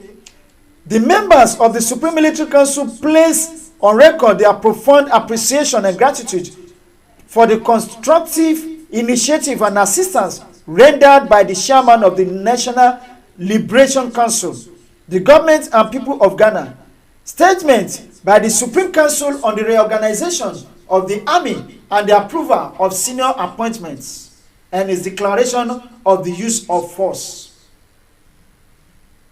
The Supreme Military Council now meeting in Ghana has agreed on the following reorganization of the army. The army is to be governed by the Supreme Military Council, the chairman of which will be known as Commander-in-Chief and head of the federal military government. 2. There will be a military headquarters on which the regions will be equally represented and which will be headed by a chief of staff. Now, let's analyze that point. Let's go back again to that point. There will be a military headquarters on which the regions will be equally represented. The region will be equally represented. Let me highlight that. The regions will be equally represented and will be headed by a chief of staff. Now, are we equally represented in Nigeria Army today? Now, recently, recruitment kan wáyé nínú Nigerian Army. Ní Kano, wọ́n recruit over 500 people. Kaduna, the same thing. In some states, ní north, èyí tó kéré jù ni wọ́n ti recruit 350. But in the southwest, ibi tí wọ́n ti recruit tó ti pọ̀ jù 100. Some states 14 people ni wọ́n recruit. Now, are we equally represented? This is where you should be to your category. But these people have their hidden agenda. They have their hidden agenda until we sit down and flash back. Lórí àwọn nǹkan tó ti ṣẹlẹ̀ sẹ́yìn. Ṣẹ́rí nǹkan tó ṣẹlẹ̀ ní Aburi lélẹ́yìí láti ń sọ. Àti sọ nǹkan tó ṣẹlẹ̀ after Aburi Accord. After the Aburi Accord. Okay, now àti parí yẹn. Let's go to this second article.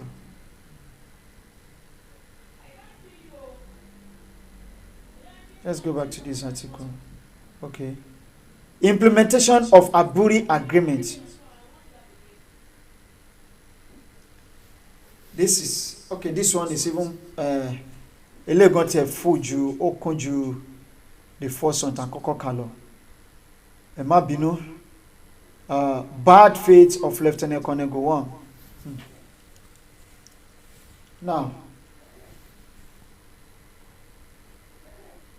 Now, okay, let's quickly go back to this one.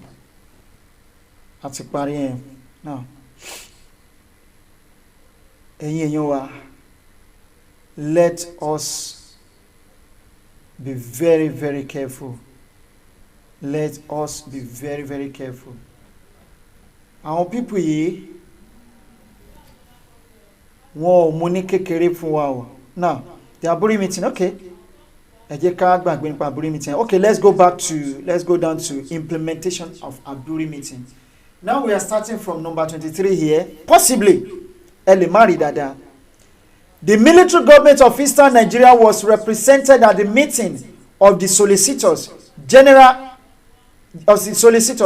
held in Benin on 14th and 15th of January. That was after the Aburi Accord for the report of the law officers. The Eastern delegation received full briefing in the light of the Aburi decisions, to which its views strictly adhered. Since some other delegations had not been fully briefed, it became necessary to refer a number of issues back to the Supreme Military Council.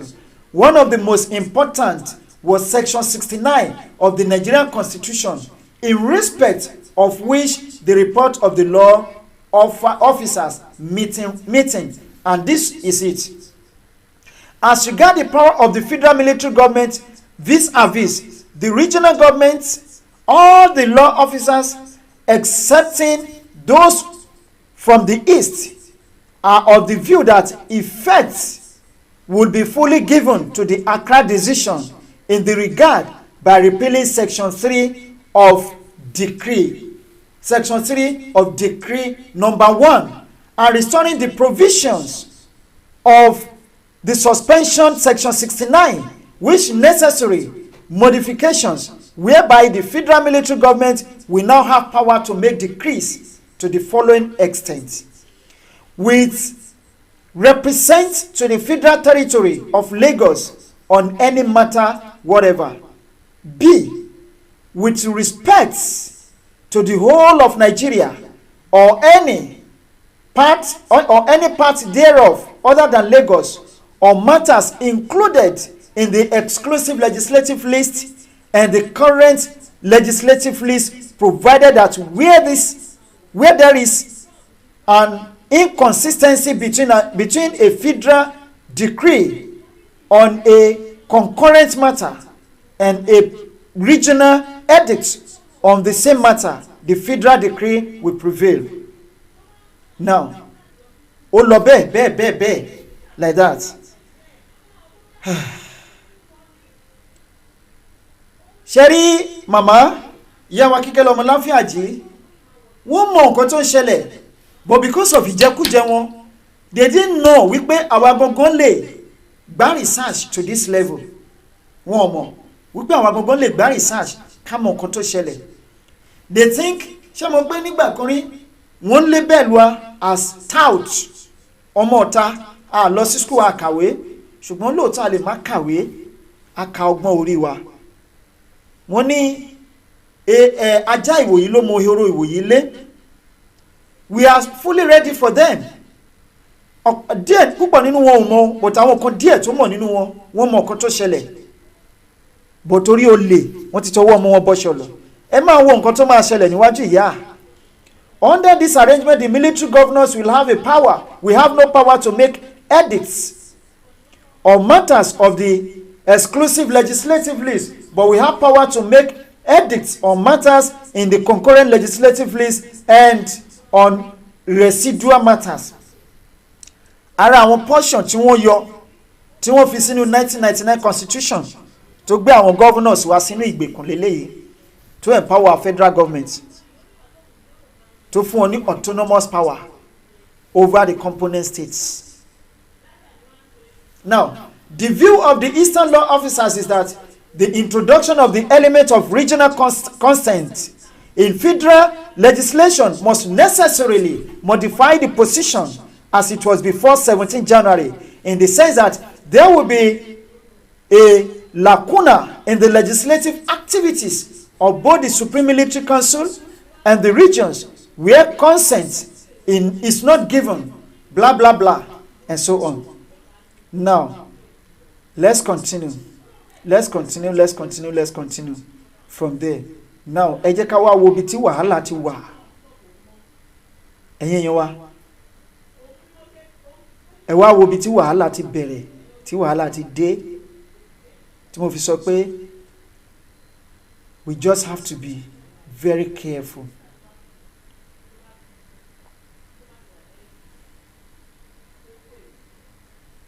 Okay. Aha.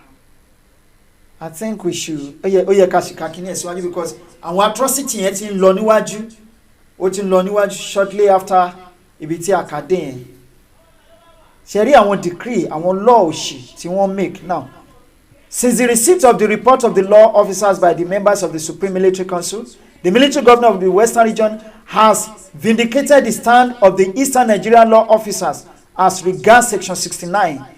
He commented, in the light of what has been stated at pages 2 to 3 of the report, it is considered that only the Supreme Military Council should have power to make laws or matters on the exclusive legislative list. As regards matters on the concurrent legislative list, blah, blah, blah. Then the law officers held divergent, yes, against the Eastern military government, readily sent representatives to the meeting of the Committee of Army Officers at Benin, which, as the agreement Aburi, would discuss matters relating to the quantity of arms and ammunition available in each unit of the army in each region and in the unallocation stores, as well as the sharing of such arms equitably to the various commands. The committee could not progress with its work for lack of cooperation from the representative of Lieutenant Colonel Gowon. Ṣé ti gbọ́ lẹ́yìn tí wọ́n dé láti abroad láti Aburi accord ṣé mo pé wọ́n ti jọ agree wípé we are going to share the ammunition accordingly sí each gbogbo location gbogbo region. But ìgbà tí wọ́n wá padà dé tí wọ́n lọ ṣe meeting àwọn tó represent Gowon wọ́n disagree pẹ̀lú eléyìí nǹkan tí wọ́n ti sọ tó ti dánmọ́rán. You know the only mistake tí àwọn Biafra ṣe nígbà yẹn, they made that mistake in 1966. Kani during the Igbo massacre ní Biafra ti declare nation wọn. Wow. In fact, United Nations will have been in full support. They will have declared Biafra nation as far back as 1966. And that's exactly the mistake we are making now in Yoruba land. Some of our leaders. The same mistake they are making now. They allow the Igbo massacre, the tension of the Igbo massacre to subside.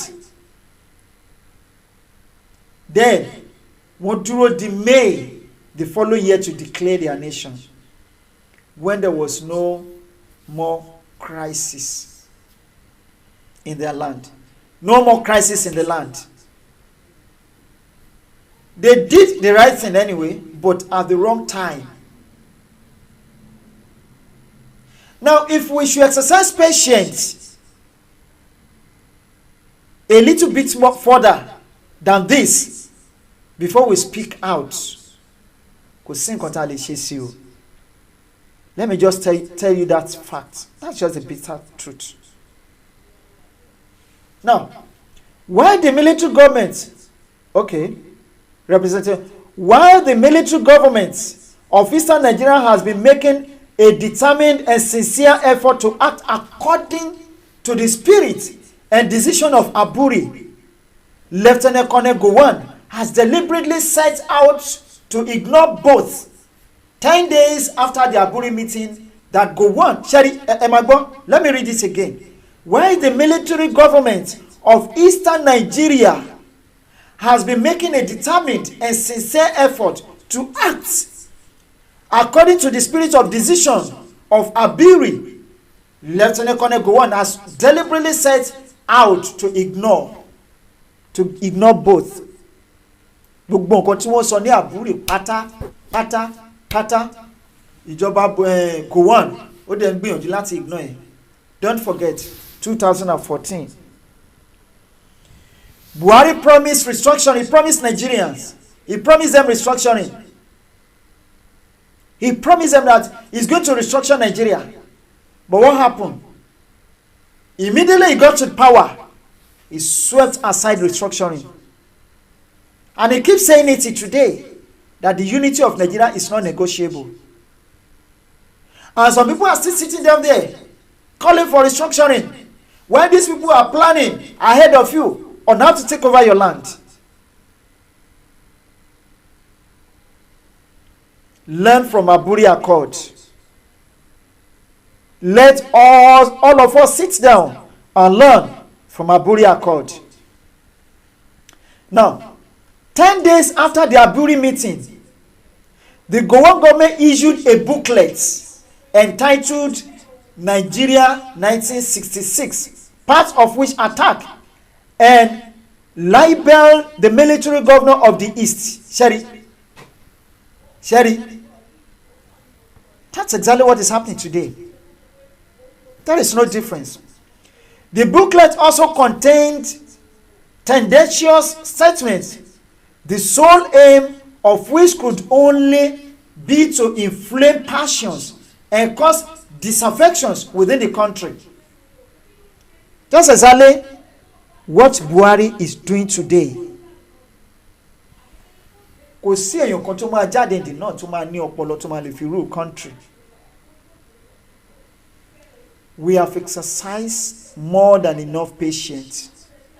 If we should speak out today, your power, and this is the best time for us to speak out. The booklet was launched in New York, London, and other capitals of the world. Now, this is one of those points, Timothy Kari. The military leaders, the elder statesmen, went to Aburi to have a meeting. They had a meeting on the way forward. And how to forget about the previous crisis, killing and massacre, maiming and mass slaughtering of people. He came back to Nigeria. 10-15 days later, he launched his book, libeled the Eastern governors. And he launched the book not only in Nigeria, he launched it in America, he launched it in UK. That is to tell you that our people eating shewa or jotikpe. You see, sometimes when I sit myself down, I just wonder, these people kill us. Our people in one shewa, why are we still loyal to them? Why? The British people, why are we still loyal to them? Whatever we want to do, we call their name to come and help us. We call their name to be part of it. Why? Share new return rule. Now, let's continue. Number 9. Worse still. 3 weeks after the meeting, at a press conference which he held on 26th of January 1967, Lieutenant Colonel Gowon reproduced a truncated and distorted version of the agreement reached at Aburi. You see? It changed everything.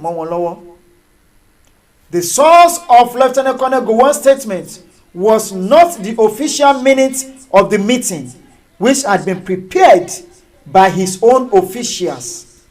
Àwọn officials títí ẹ̀ ló wá jókòó, they prepared, they adulterated it, they prepared the opposite of their agreements.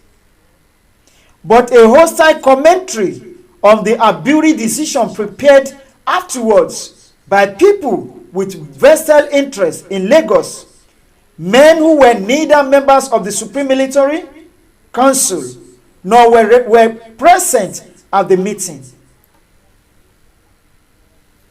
This thing has been happening for long. Sheba Shiwafe Joko.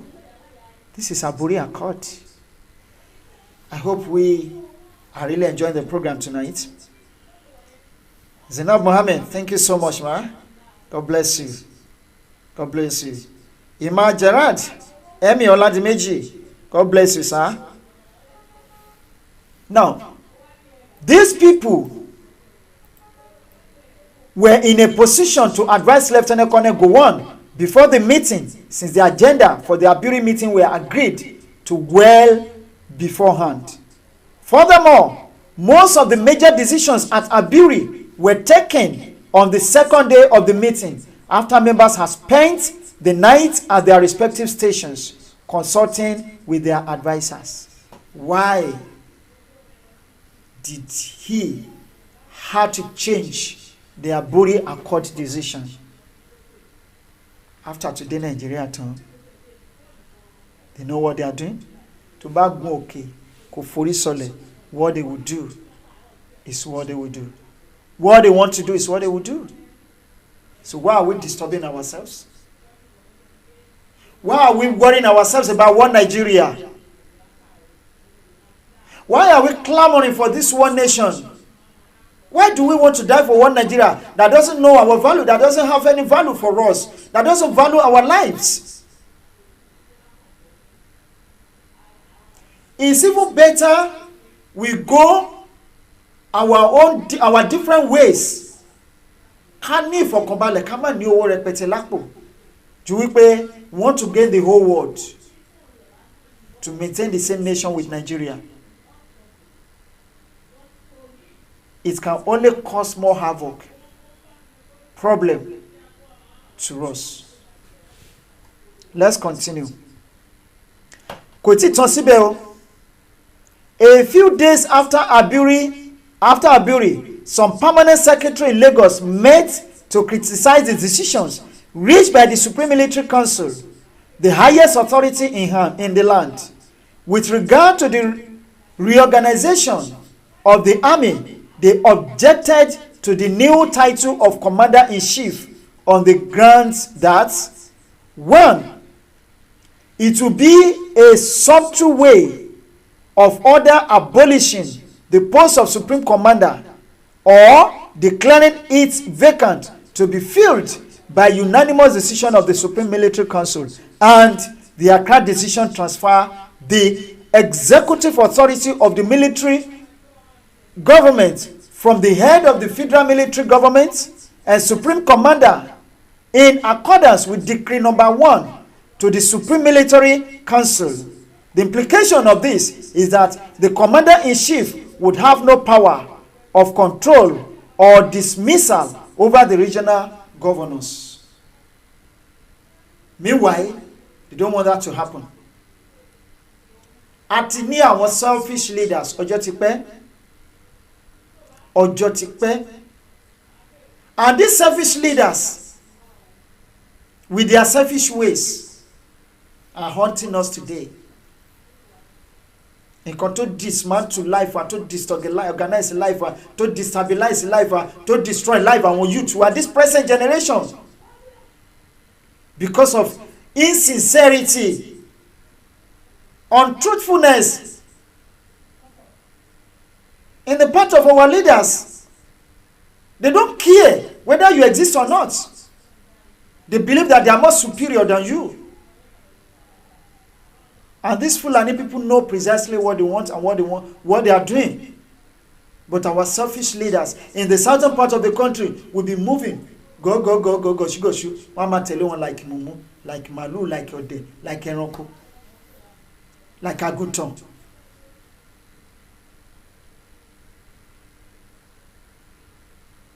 Like Aguton.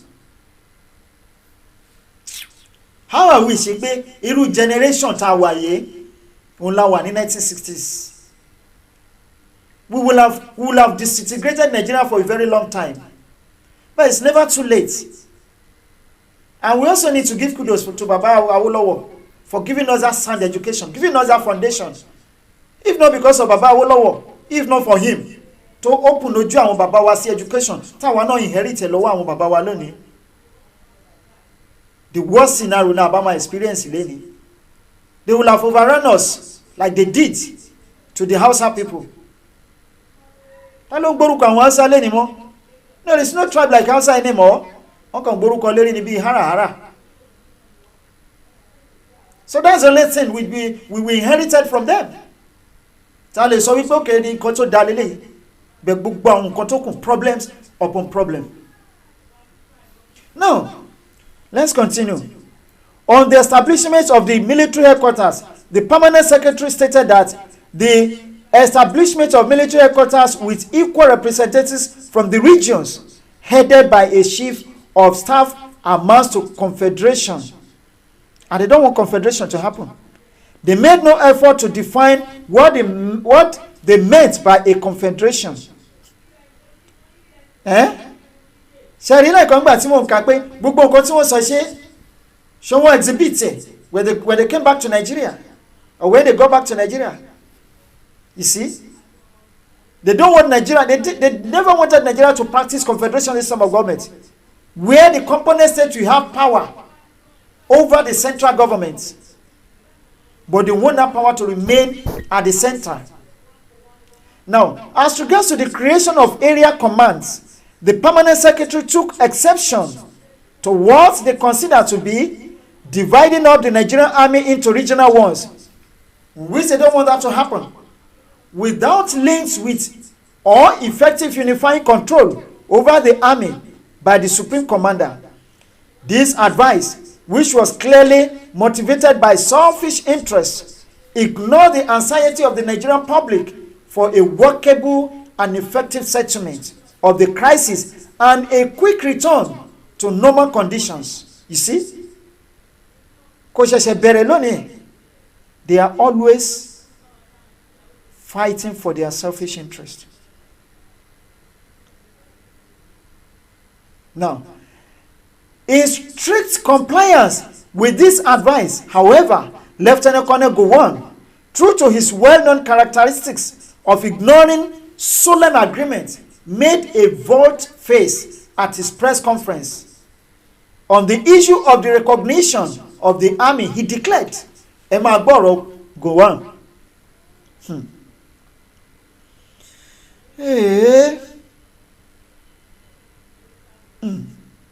Nigeria, ilẹ̀ Yorùbá ẹ kú rọ̀jú o, ẹ dẹ̀ kú àfojúsọ́nà. Now, ẹ wo statement ti Gowon ní press conference.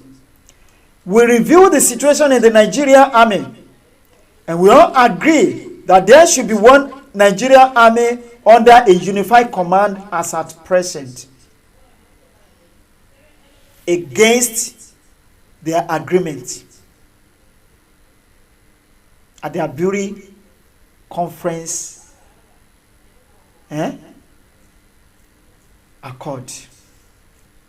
We recognize that in the context of the events of 1966, the most practical way of achieving this aim is to organize the army into area commands.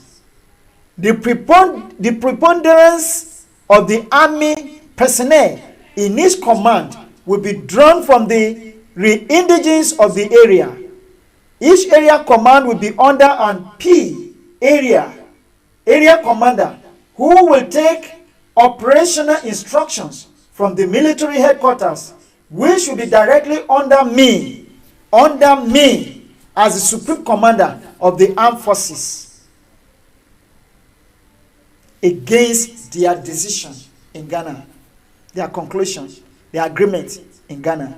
Under the proposal, the military governors can use the area command for internal security purposes, but this will normally be done with the express permission of the head of the military government. We definitely decided tit against regional armies.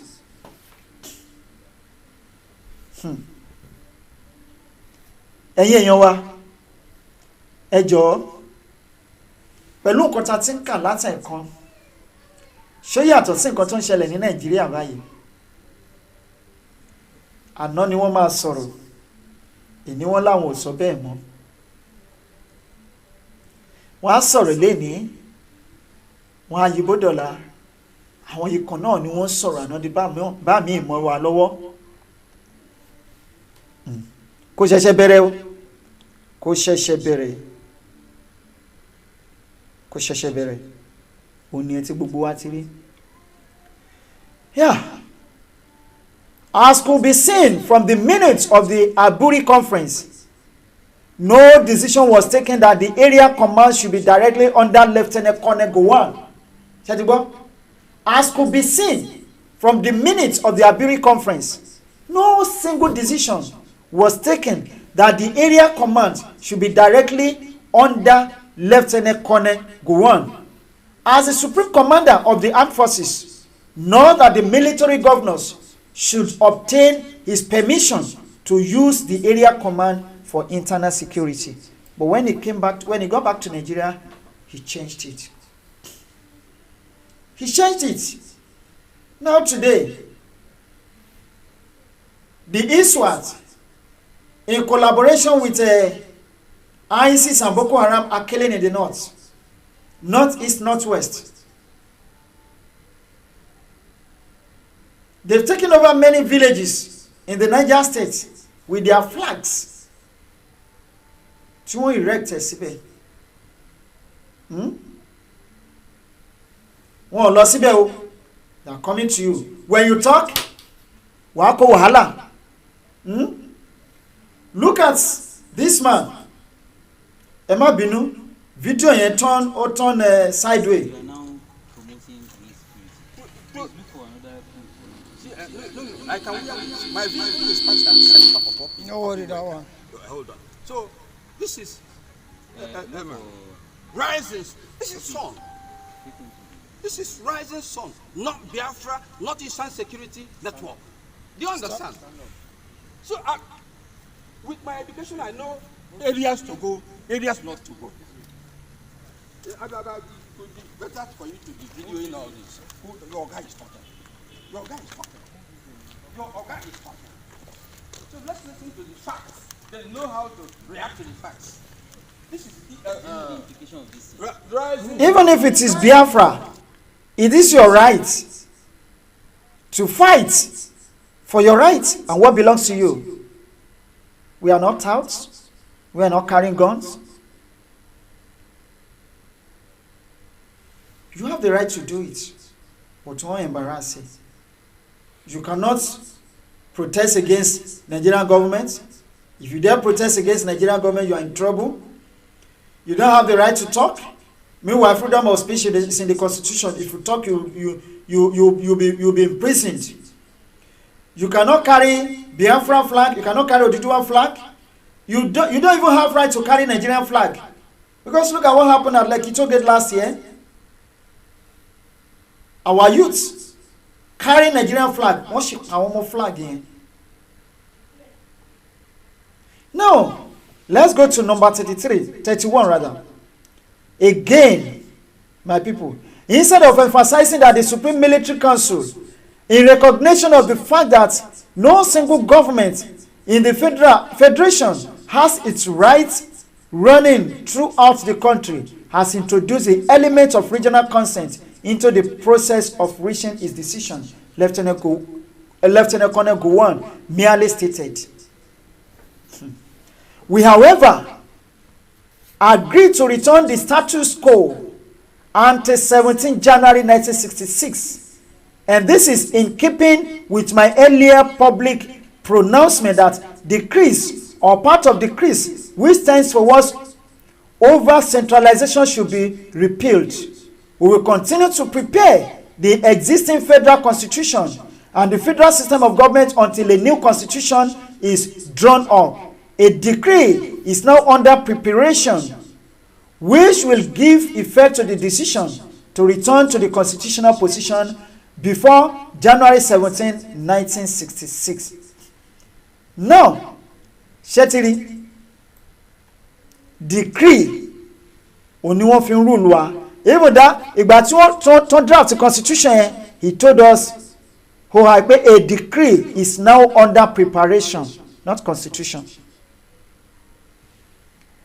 Number 32, turning to the problem of displaced persons, the permanent secretary suggested, when the meeting of permanent secretary of the Ministry of Finance resumes, the principle of revenue allocation should not be discussed as it was not mentioned in the minutes of the Accra meeting.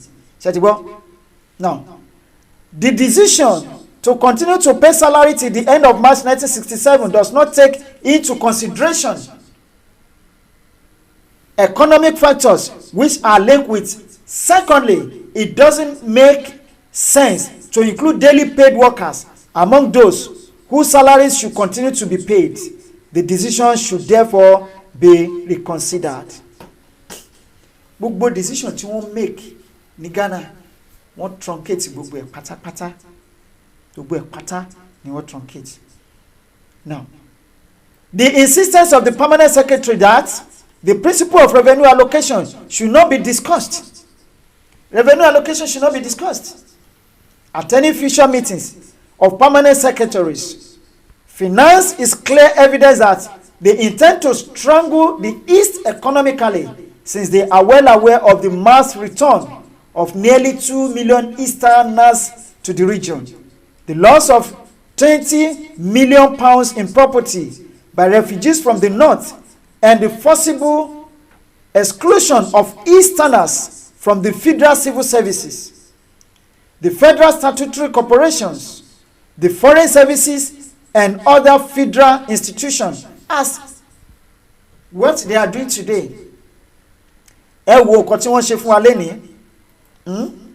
All the southerners have been excluded from federal civil services, from the federal statutory corporation, from the foreign services. If you go to 99% of our foreign embassies are occupied by the Hausa Fulani people and other federal institutions. Surely they cannot expect the East to survive economically in these circumstances. Shall logic tactics tí wọ́n lò nígbà yẹn òní wọ́n lò fún wa sìn. They close our border. Their borders were widely open 247, but all our borders in the southern part of the country are under lock and key for more than 2 years now. Not only that, wọ́n push àwọn ènìyàn wá sí south láti wá bà nǹkan oko wa jẹ́. Under the existing system of revenue allocation, moreover, whatever economic factors are linked with the Supreme Military Council's decisions on this matter, it is patent that the displaced employees are in no way responsible for their present plight. And the inequitable treatment suggested by the permanent secretaries in respect of daily pay workers can only remind the country of the industrial strife with such an application of double standard caused in the days of former civilian regime. Now, number 33. We are going to finish it. We're going to finish it. We're going to number 45. Okay, let's quickly rush. But I want biti awaye ni biti àwọn vital points tí a láti dìmú, láti compare, ká evaluate, ká join, ká gbé sórí ìwọ̀n pẹ̀lú nǹkan tó ń ṣẹlẹ̀ lónìí ní Nigeria. If you are just joining us, I review Aburi Accord of 1966-1967. That kí ni nǹkan tó ṣẹlẹ̀ lẹ́yìn. Báwo la ṣe lè compare pẹ̀lú nǹkan tó ń ṣẹlẹ̀ lọ́wọ́lọ́wọ́ Nigeria lónìí? Now, number 33. In spite of all this, Lieutenant Colonel Gowon in his press conference defers to the recommendations of the permanent secretaries on this head. Although the decision at Aburi was that the salaries of all displaced persons who had not obtained alternative employment should, without qualification, be paid until March 31, 1967. Gbogbo àwọn displaced persons pé kí wọ́n san owó fún wọn. Either you qualify, you have the qualification, you don't have the qualification, provided tó o bá ti ríṣẹ́ mi. But Lieutenant Colonel Gowon stated that each case is to be considered on its merits. When he got back to Nigeria, he changed it, and that the federal corporation would find it very difficult to continue to pay their displaced employees. Today, pay 30,000 minimum wage for over a year, going to 2 years. Many states will see some.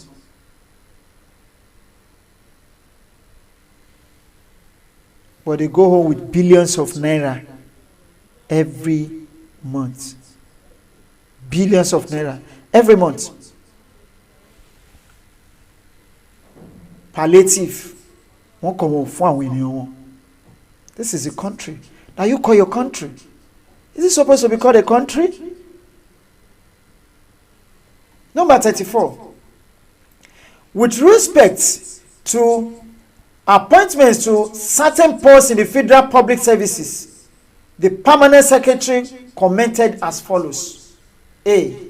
Whichever categories of officer is meant, the effect of the decision will tend to paralyze the functions of the federal public and the Police Service Commission.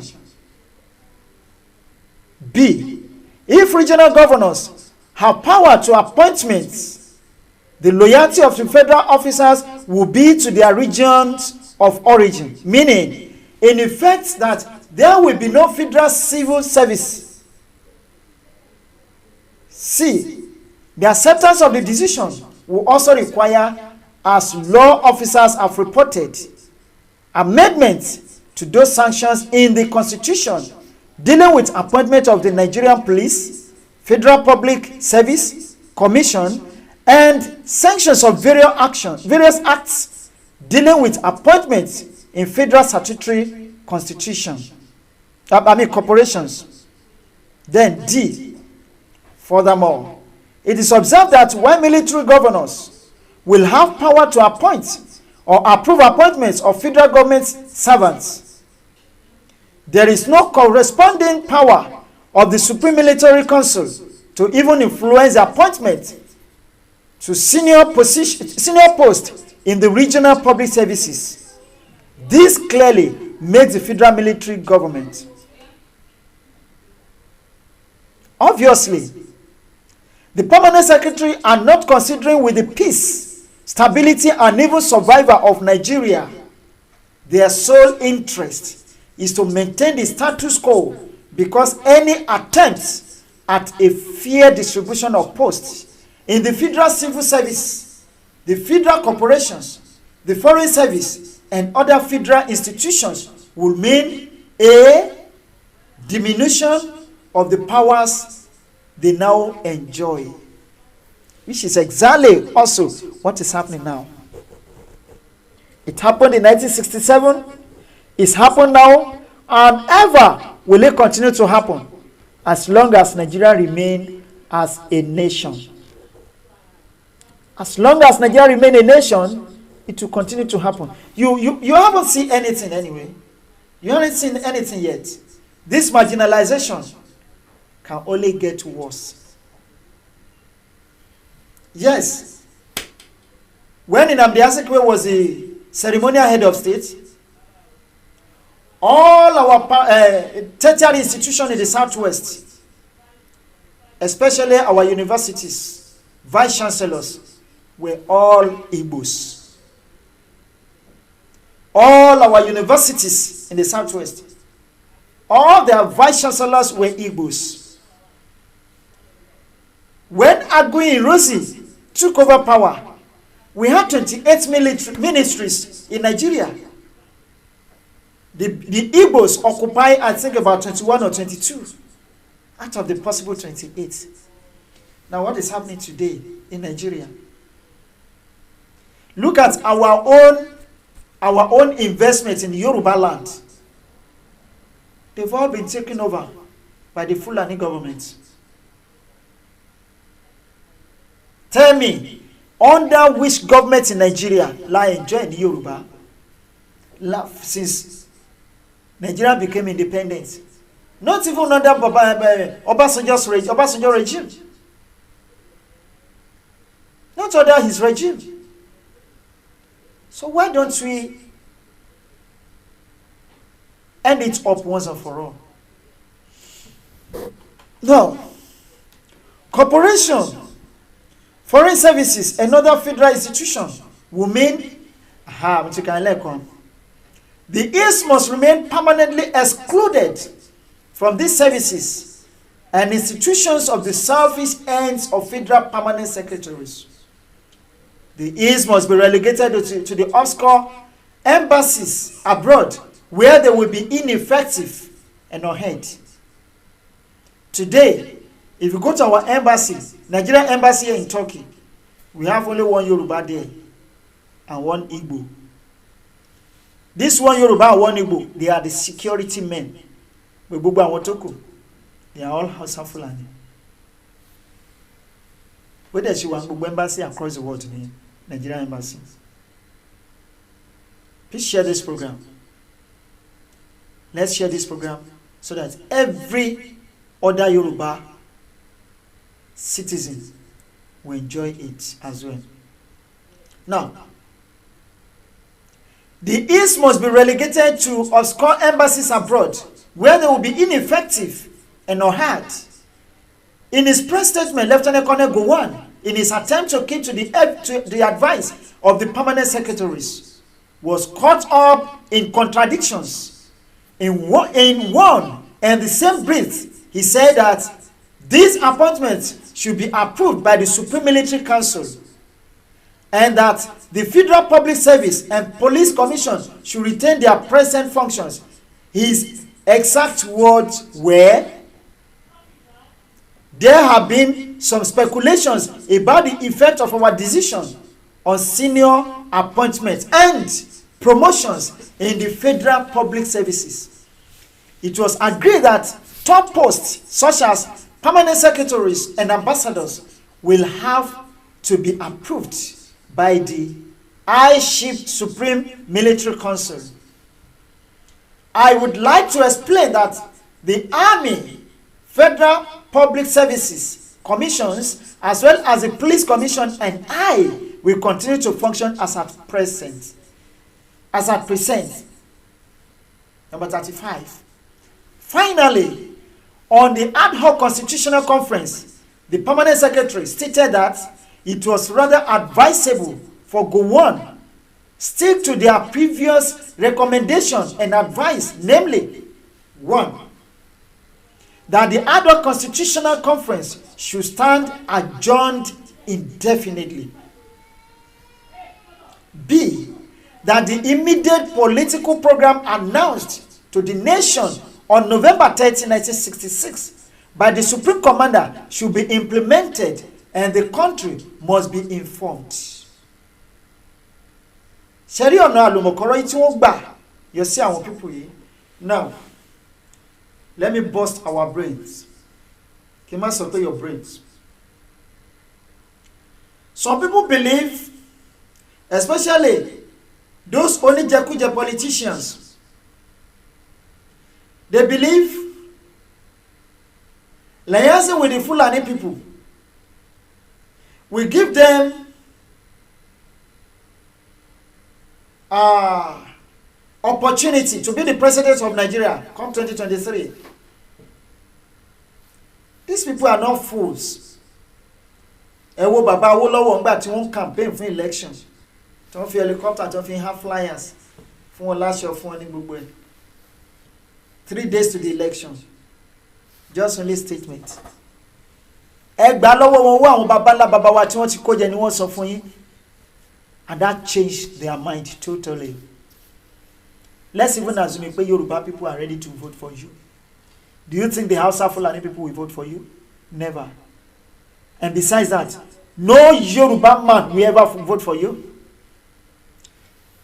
Ibi tẹ́mà àti mọ̀lélẹ́ yìí, rented crowd àtàwọn oníjẹkújẹ politicians kan, àwọn ni wọ́n lọ welcome Tinubu. Now, ẹ wo èrò tó wà lẹ́yìn Ìgbòho l'Ákúrẹ́ l'Èkìtì. Can you compare? Is it? Ṣé wọ́n wà comparable? That is to tell you that we are all tired of the situation of the country. What we are going through. We are completely tired, totally tired. And we cannot bear it anymore.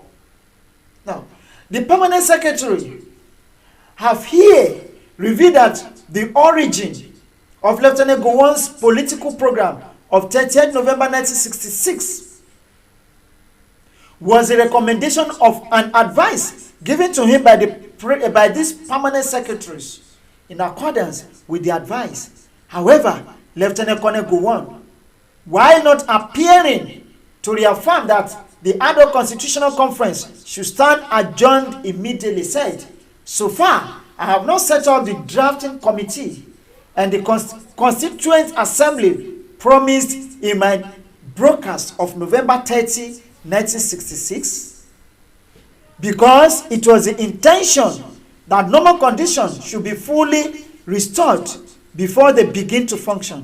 I am carrying on the necessary consultation with all sections of the Nigerian community, and when eventually the names we are screening are announced, the general public will be satisfied. In this context, the indications are that Lieutenant Colonel Gowon will rather take steps to implement his PET program than facilitate the resumption of the annual constitutional conference as decided at Aburi. No matter the agreement you reach with these people, Goodluck Jonathan came there. He organized constitutional conference. Is it conference or whatever? He organized it, but he was not allowed. He could not implement it. Now, Buhari debe, gbogbo kini kuni, upon the hope we spent, Nigeria wasted billions of naira on that. Now, in this constant, this is born out by the draft decree which he produced after Aburi. Set of Constitutional Conference, he drafted decree number 36. The draft decree, which has been circulated to the regional military governors by Lieutenant Gowon, accordingly bypasses or ignores all. It ignores all the major decisions taken at Aburi. It seeks to return Nigeria to the constitutional position before 17 January 1966, while in fact the decision of the Supreme Military Council were on specific issues and were not limited by dates. In the draft decree, the title of Supreme Commander is still retained, contrary to the decision at Aburi to alter it to Commander-in-Chief. The draft decree also retained the word President instead of Chairman of the Supreme Military Council, as was agreed in Aburi. Again, it enlarges the membership of the Supreme Military Council to include head of the Nigerian Army, a non-existent post, the Chief of Staff of the Armed Forces, and the Chief of Staff of the Nigerian Army. No such decisions were making at Aburi. It was merely agreed that there should be one Chief of Staff at headquarters. Even to we've done wonderfully well by opening our eyes to what happened before, during, and after Aburi that came up in Ghana between 1966 and 1967. Now, if you now bring it back to the present, I think you can see the evidence of comparison between what is going on now and what came up in 1966, 1967. Number 37. In addition, contrary to the Aburi Accord, the draft decree vests executive and legislative powers either in the federal military government or in the Federal Executive Council. But the Aburi meeting clearly decided that the legislative and executive authority of the federal military government should devolve on the Supreme Military Council, to which any matter affecting the whole country should be referred for determination. Number 38. The draft decree also completely ignored the decision of Aburi that appointments and promotions within the upper hierarchy of the army, police, and public service and corporations must be approved by the Supreme Military Council. I hope you can see bí wọ́n ṣe ń bypass àwọn law láti lẹ́ni ẹ̀. Now, lastly, the draft decree proceeds to restore section 70, 71 and 86 of the old constitution, which had been suspended, without also restoring the safeguards provided in that constitution. By this action, Lieutenant Colonel Gowon, contrary to the spirit and letter of the Aburi agreement, arrogates to himself the power to declare a state of emergency anywhere in the country, which was against their decision. The agreement at the Aburi Conference Accord. Now, the last segment of this Aburi Accord. Bad faith of Lieutenant Colonel Gowon.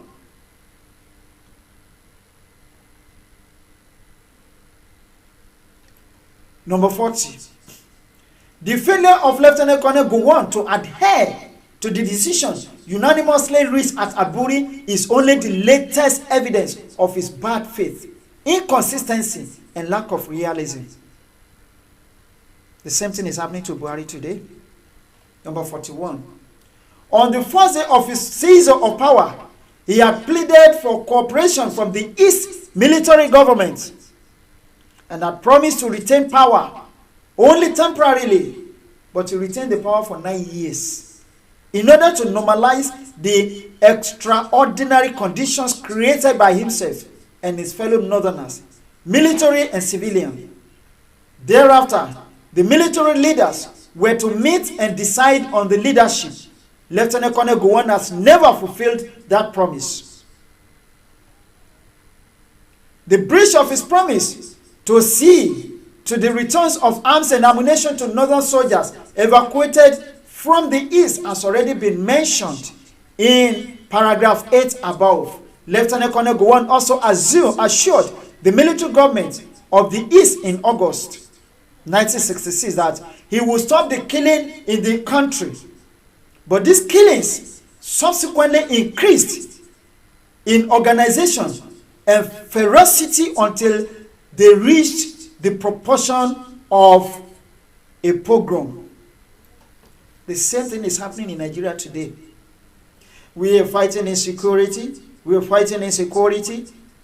You are fighting insecurity, but they are overrunning your government, taking over lands, taking over communities, erecting their flags there as Islamic State of Nigeria, of West Africa, whatever, the Islamic country, erecting their flags. As of January this year, in 3 different states in the north, over 100 villages are completely overrun by the bandits, and they have occupied those 100 villages. January to date. You know how many? Several villages now have been occupied by the terrorists in Niger State. And Niger State very close to. Even I read an article today that they have their camp in Abuja now. The terrorists, they have established their camp in Abuja. So what else do you want? Buhari is saying we are fighting insecurity, but they are not killing those people that are killing people, but they are killing people that those people are killing. Moreover, promises that the inquiry set up by Major General Aburi Rossi into the main massacres of Easterners in northern Nigeria will certainly go on as scheduled.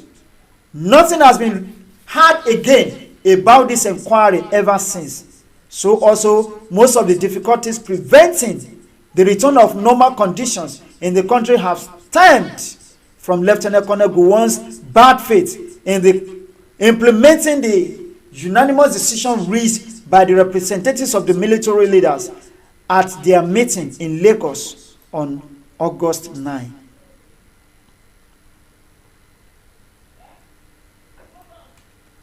Early in September 1966, armed soldiers of northern origin from Ibadan raided Benin prison and removed soldiers who had been detained as a result of their alleged involvement in the attempted coup of 15th January. They went there to free their people. The northerners among the detainees were set free and repatriated to the north. The remainder, mainly easterners, were murdered under brutal circumstances. You see? I hope you can see. And although Lieutenant Colonel Gowon gave assurance that the murderers will be brought to justice, so far, the perpetrators of the atrocity have gone unpunished, even till date. Even till date. Till date. It was exactly this same sort of bad faith that Lieutenant Colonel Gowon exhibited in September 1966.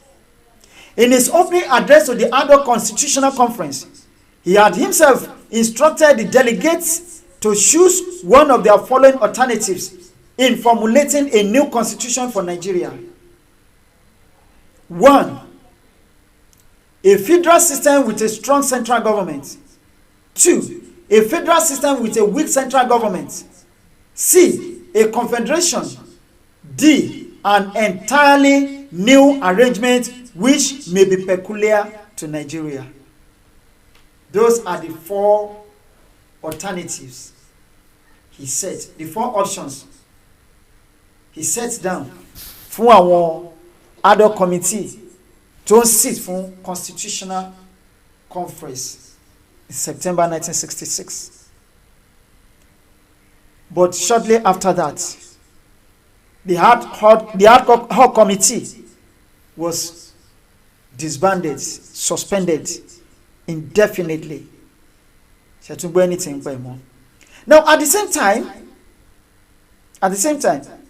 Gowon disavowed any intention of dictating to the country a particular constitution. When, however, he saw that the delegations were viewed towards a third alternative, he adjourned the Constitutional Conference indefinitely. He thereupon announced that the idea of the temporary confederation is unworkable and that he was appointing a drafting committee to prepare a constitution which will reflect the generally expressed desire for a stable federation. It will be recalled, however, that the delegation to the adult conference went to Lagos in September 1966 after extensive consultations among the people in each region. Thus, each delegation went with a mandate representing the expressed desire of its people. But true to type, Lieutenant Colonel Gowon placed a dubious constitution on the submission of the delegation to suit his purpose and that of the advisers.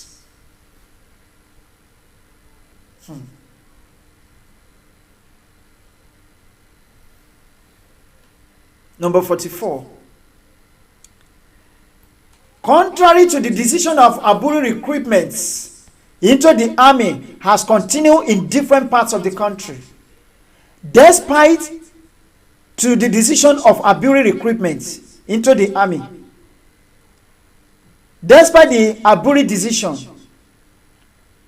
the decision at Aburi, recruitment into the army has continued in different parts of the country except the east. In contrary to this agreement, Lieutenant Colonel Gowon has proceeded to appoint ambassadors without references to the Supreme Military Council. Contrary to the agreement, purchase and importation of arms have continued. Lieutenant Colonel Gowon unilaterally postponed the meeting of military officers to discuss the reorganization of the army as agreed at Aburi. The proposed meeting of finance officials at the problem of rehabilitation of displaced persons has not even been held because Lieutenant Colonel Gowon's finance permanent secretary does not think that such a meeting will serve any useful purpose. Last but not the least. Last but not the least. In the light of foregoing, and since there is clearly no hope of a change of attitude on the part of Lieutenant Colonel Gowon, the East military government considers that the time has come when it must take a final stand against a regime which cannot abide by agreement voluntarily arrived at. The military government of the East is irrevocably committed to the task of ameliorating the suffering of the struggling people and providing them with the peace, order, and good government, which are their overriding needs. To this end, the government will publish shortly its future policy towards the implementation of Aburi agreement. Now, basically, this is what happened before, during, and after Aburi Accord. Ẹ jẹ́ ká wá gbé wá sí nǹkan tó ń ṣẹlẹ̀ ní Nàìjíríà lónìí. Ǹjẹ́ ṣé kò jọra wọn? There is nothing you can tell this Fulani-led government that they will listen to you, whether they are doing it the right way or the wrong way, provided you are from other part of the country. They don't see you as one of them. They are even saying it that Nigeria is our inheritance. We are going to take it. The soldiers are now in your land, looking for the bandits, terrorists that are killing people in the north. Now, should we fold our arms and be watching them, moving from house to house, killing our youths, our able-bodied men, paving way for the bandits to come in?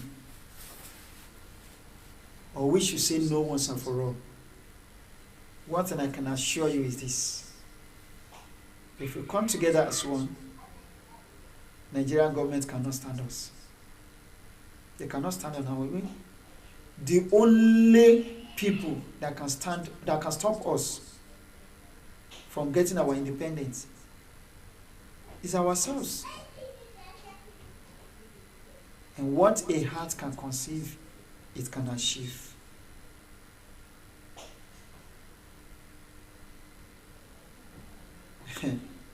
Come Lord Jesus said, no wonder they cancelled history in school.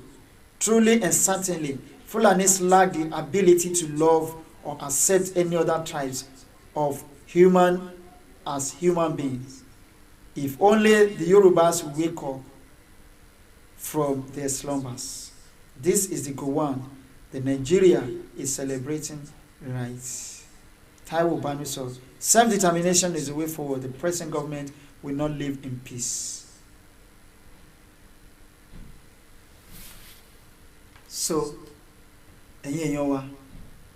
now, this is the country that you call yourself.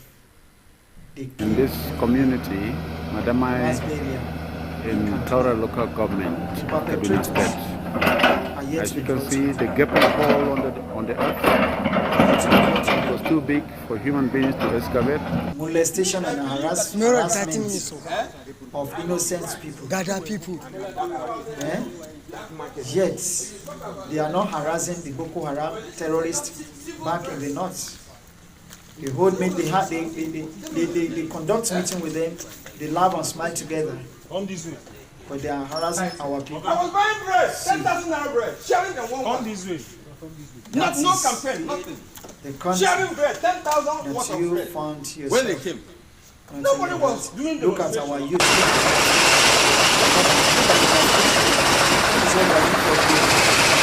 Our future that is supposed to be.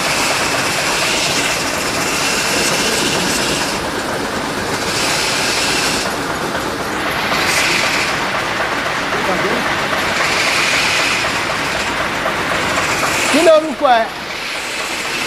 Kí lorúkọ ẹ? Ẹ wọ àwọn tó ń pọ̀. Look at this one. Look at our people. Look at our people. Please. Look at our people. Look at where they are living. Look at. Huh?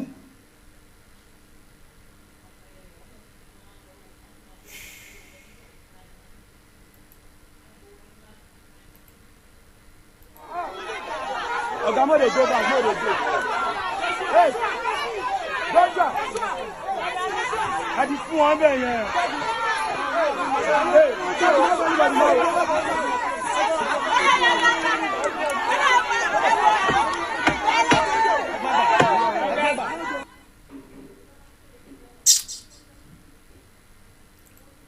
ọmọ ṣe o. Yorùbá, ẹ já ronú o. Àsìkò ti tó láti ronú wa wò lẹ́ẹ̀mejì. Tá a bá kọ̀ tá a bá ronú lẹ́ẹ̀mejì, ó possible. Ibi tó máa yọrí sí, we may not like it. We may not like it. Please, let's come together as one. Let's fight for our future. Our future is at stake. The lives of our children are at stake. Their future is no longer guaranteed. The present generation have no future anymore. Whatever power you have, use it to fight for your people. If that is the only gift you can give for your people, give it to them so that your name can be remembered. If that is going to be the last thing that you are going to do, even if we are going to pay with our lives, let us create a better future for our children. These people are not relenting. They are not relenting. There is no price that is too much for us to pay. There is no price, no amount of price that is even up to it, that's worth it. Let's give our lives for our future, for our generations, for the next generations, for our children. We are all fathers and mothers. We are all parents, brothers, uncles, aunties, and all that. Please. Let's say, Emi ò lè wá kú kan kí n joyè lé bàbá ẹ̀. Ẹ wo orú nǹkan tó ti ṣẹlẹ̀ ní 1960s. And the same traits, not làwọn people yìí ṣì ń tọ̀. They are still doing the same thing today. Even doing worse. Because we teach them how to do these things. And they are now better than us now. They are better off us. But we still have brain to yẹ pé àwọn ò tí ì ní. Please, let us use this brain for the sake of our children. So that wọn ò ní ṣépè fún wa lọ́la. Because any attempt for us not to do it right now, any attempt for us not to do it right or get it right now, our children will never forgive us. And some of us today can never forgive our fathers. It takes only few determinant people from backgrounds to make it today in Nigeria. It takes a few, not even only few, to make it in Nigeria. So majority of them, and those majority, some of them will never forgive their father because their fathers refused and failed to fight for them. That is why they are where they are today. But today, if we fail to fight for our children, to prepare them for that future, to give them that great future.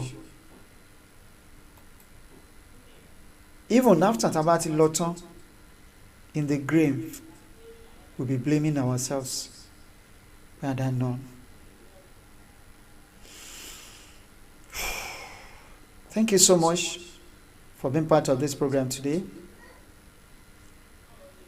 We are coming with another powerful program tomorrow by the special grace of God. Now, this is Aburi Accord. Maybe we should try to also go through the 1999 Constitution. So there are some of us, or many of us, that believe in one Nigeria, that believe in that Constitution. We now see by themselves, we know we are in bondage. Modern day slavery. And until we move, we disintegrate our country called Nigeria, location 419, there is no single day, there is no day that you and I will ever enjoy the dividend of democracy. Because in a situation whereby a bag of gari is sold for 100,000 naira, a bag of beans 100,000 naira, a derica of beans 800 naira, a derica of rice 450 naira, and nothing goes up in Nigeria ever comes down. As the inflation increases in the country, so also the problems increases. Thank you so much, Eshen Poko. I think this is how we're going to draw the curtain on today's program. Don't forget, if you want to be part of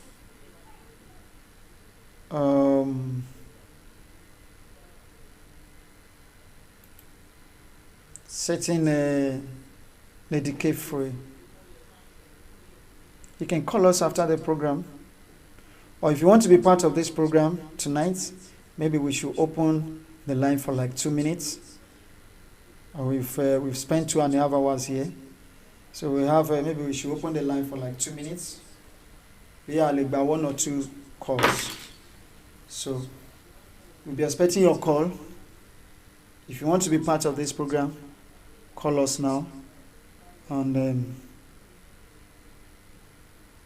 Ẹ̀yin ènìyàn wa, ó ti jáde. Nigeria on gunpowder, tètè lọ ra tiẹ̀. Ìwé tó ṣàlàyé lẹ́kùnrẹ́rẹ́ gbogbo tó yẹ kí a mọ̀. Nigeria on gunpowder, tètè lọ ra tiẹ̀. Ìwé tó ṣàtúpalẹ̀ kó tó so orílẹ̀-èdè Yorùbá débi tó dé. Nigeria on gunpowder, tètè lọ ra tiẹ̀. Ó tó ṣẹlẹ̀ síran Yorùbá tọ́mọ aláṣọ fi ń wá kìsà. Nigeria on gunpowder, tètè lọ ra tiẹ̀. Tọ́mọ ẹlẹ́ran orílẹ̀-èdè Yorùbá tó fi ń jégúngún. Nigeria on gunpowder, tètè lọ ra tiẹ̀. Ìwé tàgbé jáde ò látọwọ́ Dr. Victor Olùtàyè. Nigeria on gunpowder, tètè lọ ra tiẹ̀. Ìwé tó tọ́ka sí ohun tábò Yorùbá fi di mẹ́rin. Nigeria on gunpowder, tètè lọ ra tiẹ̀. Nigeria on gunpowder àti gbèdé o, ó ti jáde o.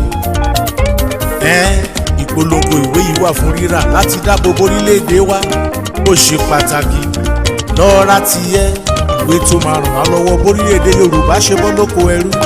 Torílẹ̀-èdè Yorùbá abọ́lọ́kọ àfipámúnisìn, àfipágbénipa torílẹ̀-èdè Yorùbá nation adádúró. Ìwé yìí tún wà fún bá ṣe lè dáàbò bo orílẹ̀-èdè wa. Ṣé wá rí bó ṣe pàtàkì? Tètè lọ ra tiẹ̀. Àgbájọwọ́ ẹ jẹ́ ká fi sọ̀yà. Mo ṣe bó ṣùṣù ọwọ́ ló lè pé ṣíṣí. Yorùbá nation á ṣe é ṣe fún wa o. Nigeria on gunpowder, lọ ra tiẹ̀. Àgbájọ owó tábàárí papọ̀ ó máa ràn wá lọ́wọ́ láti gba orílẹ̀-èdè tuntun. So, ẹ̀yin èèyàn wa, we have 1 more minute. If there is no call, we are going to put an end to tonight's program. I'm even tired, so which means that God willing, bí Ọlọ́run bá fa bíbọ̀ ẹ̀ sẹ́yìn. So we're going to meet again tomorrow. If there is not going to be any preoccupied program tomorrow, we'll be here tomorrow again. Láti share àwọn one or two things tí a bá ní ní mind láti tún share wa láti jẹ́ kí ó ṣì wà níyè. So plus 905367341665 is the number to call. Plus 905367341665. That's the number right there on the screen. Plus 905367341665 is the number to call. And as you are trying to call the number, we are seizing this opportunity to thank you all. Láti wà lórí program yìí lónìí, because kíni èmi ò lè dáwọ́ program tán without you. So anytime tí a bá ti wà lórí ètò tí ẹ yọjú, a máa dúpẹ́ lọ́wọ́ yín. Ẹ ṣé gan, ọpẹ́ olóore àdáàdá tán. Ẹni tí a ṣe lóore tí kò dúpẹ́, ó burú jù kí ọlọ́ṣà kó ṣe kíni kí wọ́n kóni lẹ́rù lọ. Àwa ní ṣìṣe o, àní ṣìjẹ, àní fi ọwọ́ wa, àní fi gbé ọmọ sí láṣẹ Ọlọ́run ọba. Gbogbo ọmọ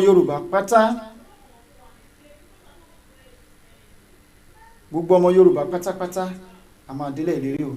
Tó ẹ̀yin yẹn wá àní rí jù báyìí lọ lónìí. Ẹ jẹ́ kí a máa dágbére. Ìyókù ó tún di ní ọjọ́ míì, ọjọ́ rẹ̀. Ṣùgbọ́n títí di ìgbà náà ńkọ́, oníyan ṣeun, ọlọ́bẹ̀ ṣeun. Ẹ̀yin tí ẹ bá wa jẹ́ ẹ̀kọ́ àìbínú. Orúkọ tèmi ò tí yí padà, Ìjìnlẹ̀ Marcus apèdè báyìí gbogbo lẹ̀ tọ́kì gúrúmọ̀ arajà dẹ́rìn Pòṣónú aka bàbá onírùngbọ̀yẹ́ ọkẹ́ Mr Sports ló dágbére fún wa wípé ìpàdé wa ńkọ́ ó di àárọ̀, ká sùn láyọ̀, ká jí láyọ̀.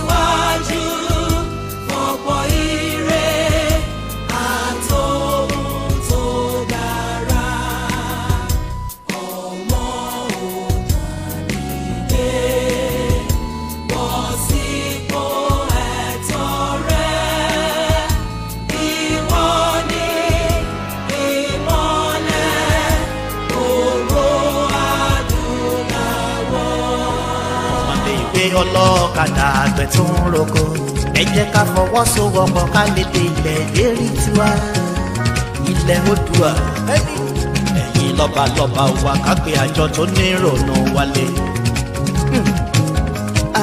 tèmi jù ọ́ ìwọ òtó mi tó ń bẹ láàrin wa ìyẹn supremacy ṣùgbọ́n ayé lọ́mọ ayé la ó fi sílẹ̀ sí. bẹ́ẹ̀ni àwọn ọmọ wa jáde lé ìwé kó máa ṣiṣẹ́ fún wọn ní federal ọmọ Oòduà ká ronú ó máa ṣe. thank you.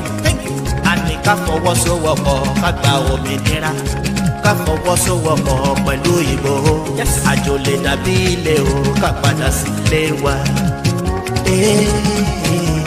gbogbo ọmọ Oòduà tilẹ̀ tó kọ́ ẹ jẹ́ ká fọwọ́sowọ́pọ̀ pẹ̀lú Ìgbòho òmìnira tilẹ̀ Oòduà ṣe ní làwọn fẹ́ òmìnira tilẹ̀ Oòduà ṣe ní làwọn fẹ́. ó máa ṣe Fúlàní bá wa wọ́n ń jí wa láyà gbé Fúlàní bá wa wọ́n ń jí wa lọ́kọ̀ gbé a ò lè rìn a ò lè dàgbò bí a ṣe ń ṣe tẹ́lẹ̀ ilẹ̀ wa ti dilẹ̀ jàǹdùkú fáwọn Fúlàní bẹ́ẹ̀ làwọn gómìnà wa wọ́n fi wá ta tẹ́tẹ́ nítorí ipò ilé ayé ẹsẹ̀ mẹ́fà ayé bá ń sá nítorí àwọn ọmọ wọn wọ́n ń bẹ l'Amẹ́ríkà wọ́n bẹ ní Germany wọ́n bẹ nílùú London. bẹ́ẹ̀ni o ṣe ọ̀gá mi ló sókè. wọn ò mọ ìtú tí bàbá wọn ń pa ní Nàìjíríà. àwọn tí a dìbò fún nílé ìgbìmọ̀ aṣòfin kọ́. ó máa ṣe àfihàn jẹ́ oyè ìyàwó di ẹ ò tẹ̀lé gbàdìyẹ. àwọn ọmọ ọlọ́mọ ṣéun lẹ́ ń palẹ́kùn. ẹ tó fún wọn níṣẹ́ ó di dandan kẹrùn wọn. torí náà ẹ jẹ́ ká fọwọ́sowọ́pọ̀ pẹ̀lú Ìgbòho. ẹ jẹ́ ká fọwọ́sowọ́pọ̀ pẹ̀lú Adéyẹmọ. Àdìmọ̀ṣe kọ lórí ibẹ̀. gbogbo ọmọ Oòduà tilẹ̀ tó thank you. ẹ jẹ́ ká fọwọ́sowọ́pọ̀ pẹ̀lú Ìgbòho. òmìnira tilẹ̀ Oòduà ṣe yẹn láwa.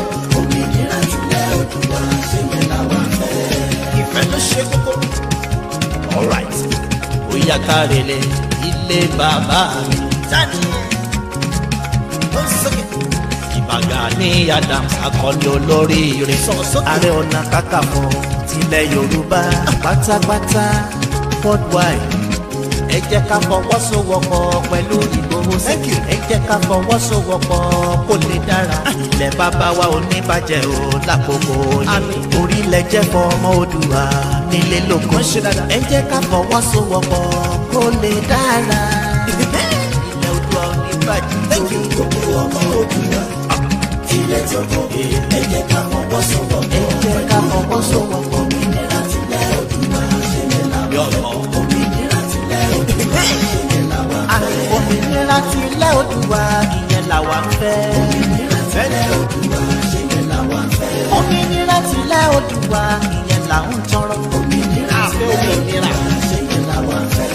Èkó ò ní bàjẹ́ o lọ́lá Ọlọ́run ọba. òmìnira tilẹ̀ Oòduà ṣe ẹ yẹn bá láwa mi fẹ́. ṣàyẹ̀ Ọ̀yọ́ ò ní bàjẹ́ o lọ́lá wáyé lókè. òmìnira tilẹ̀ Oòduà ṣe yẹn láwa fẹ́.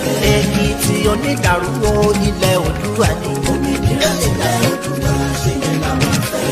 Oǹdó ò ní bàjẹ́ o lọ́lá Elédùmarè. òmìnira tilẹ̀ Oòduà ṣe yẹn láwa fẹ́. Ògbómọ̀ṣọ́ ajílété kan ilẹ̀ Oòduà.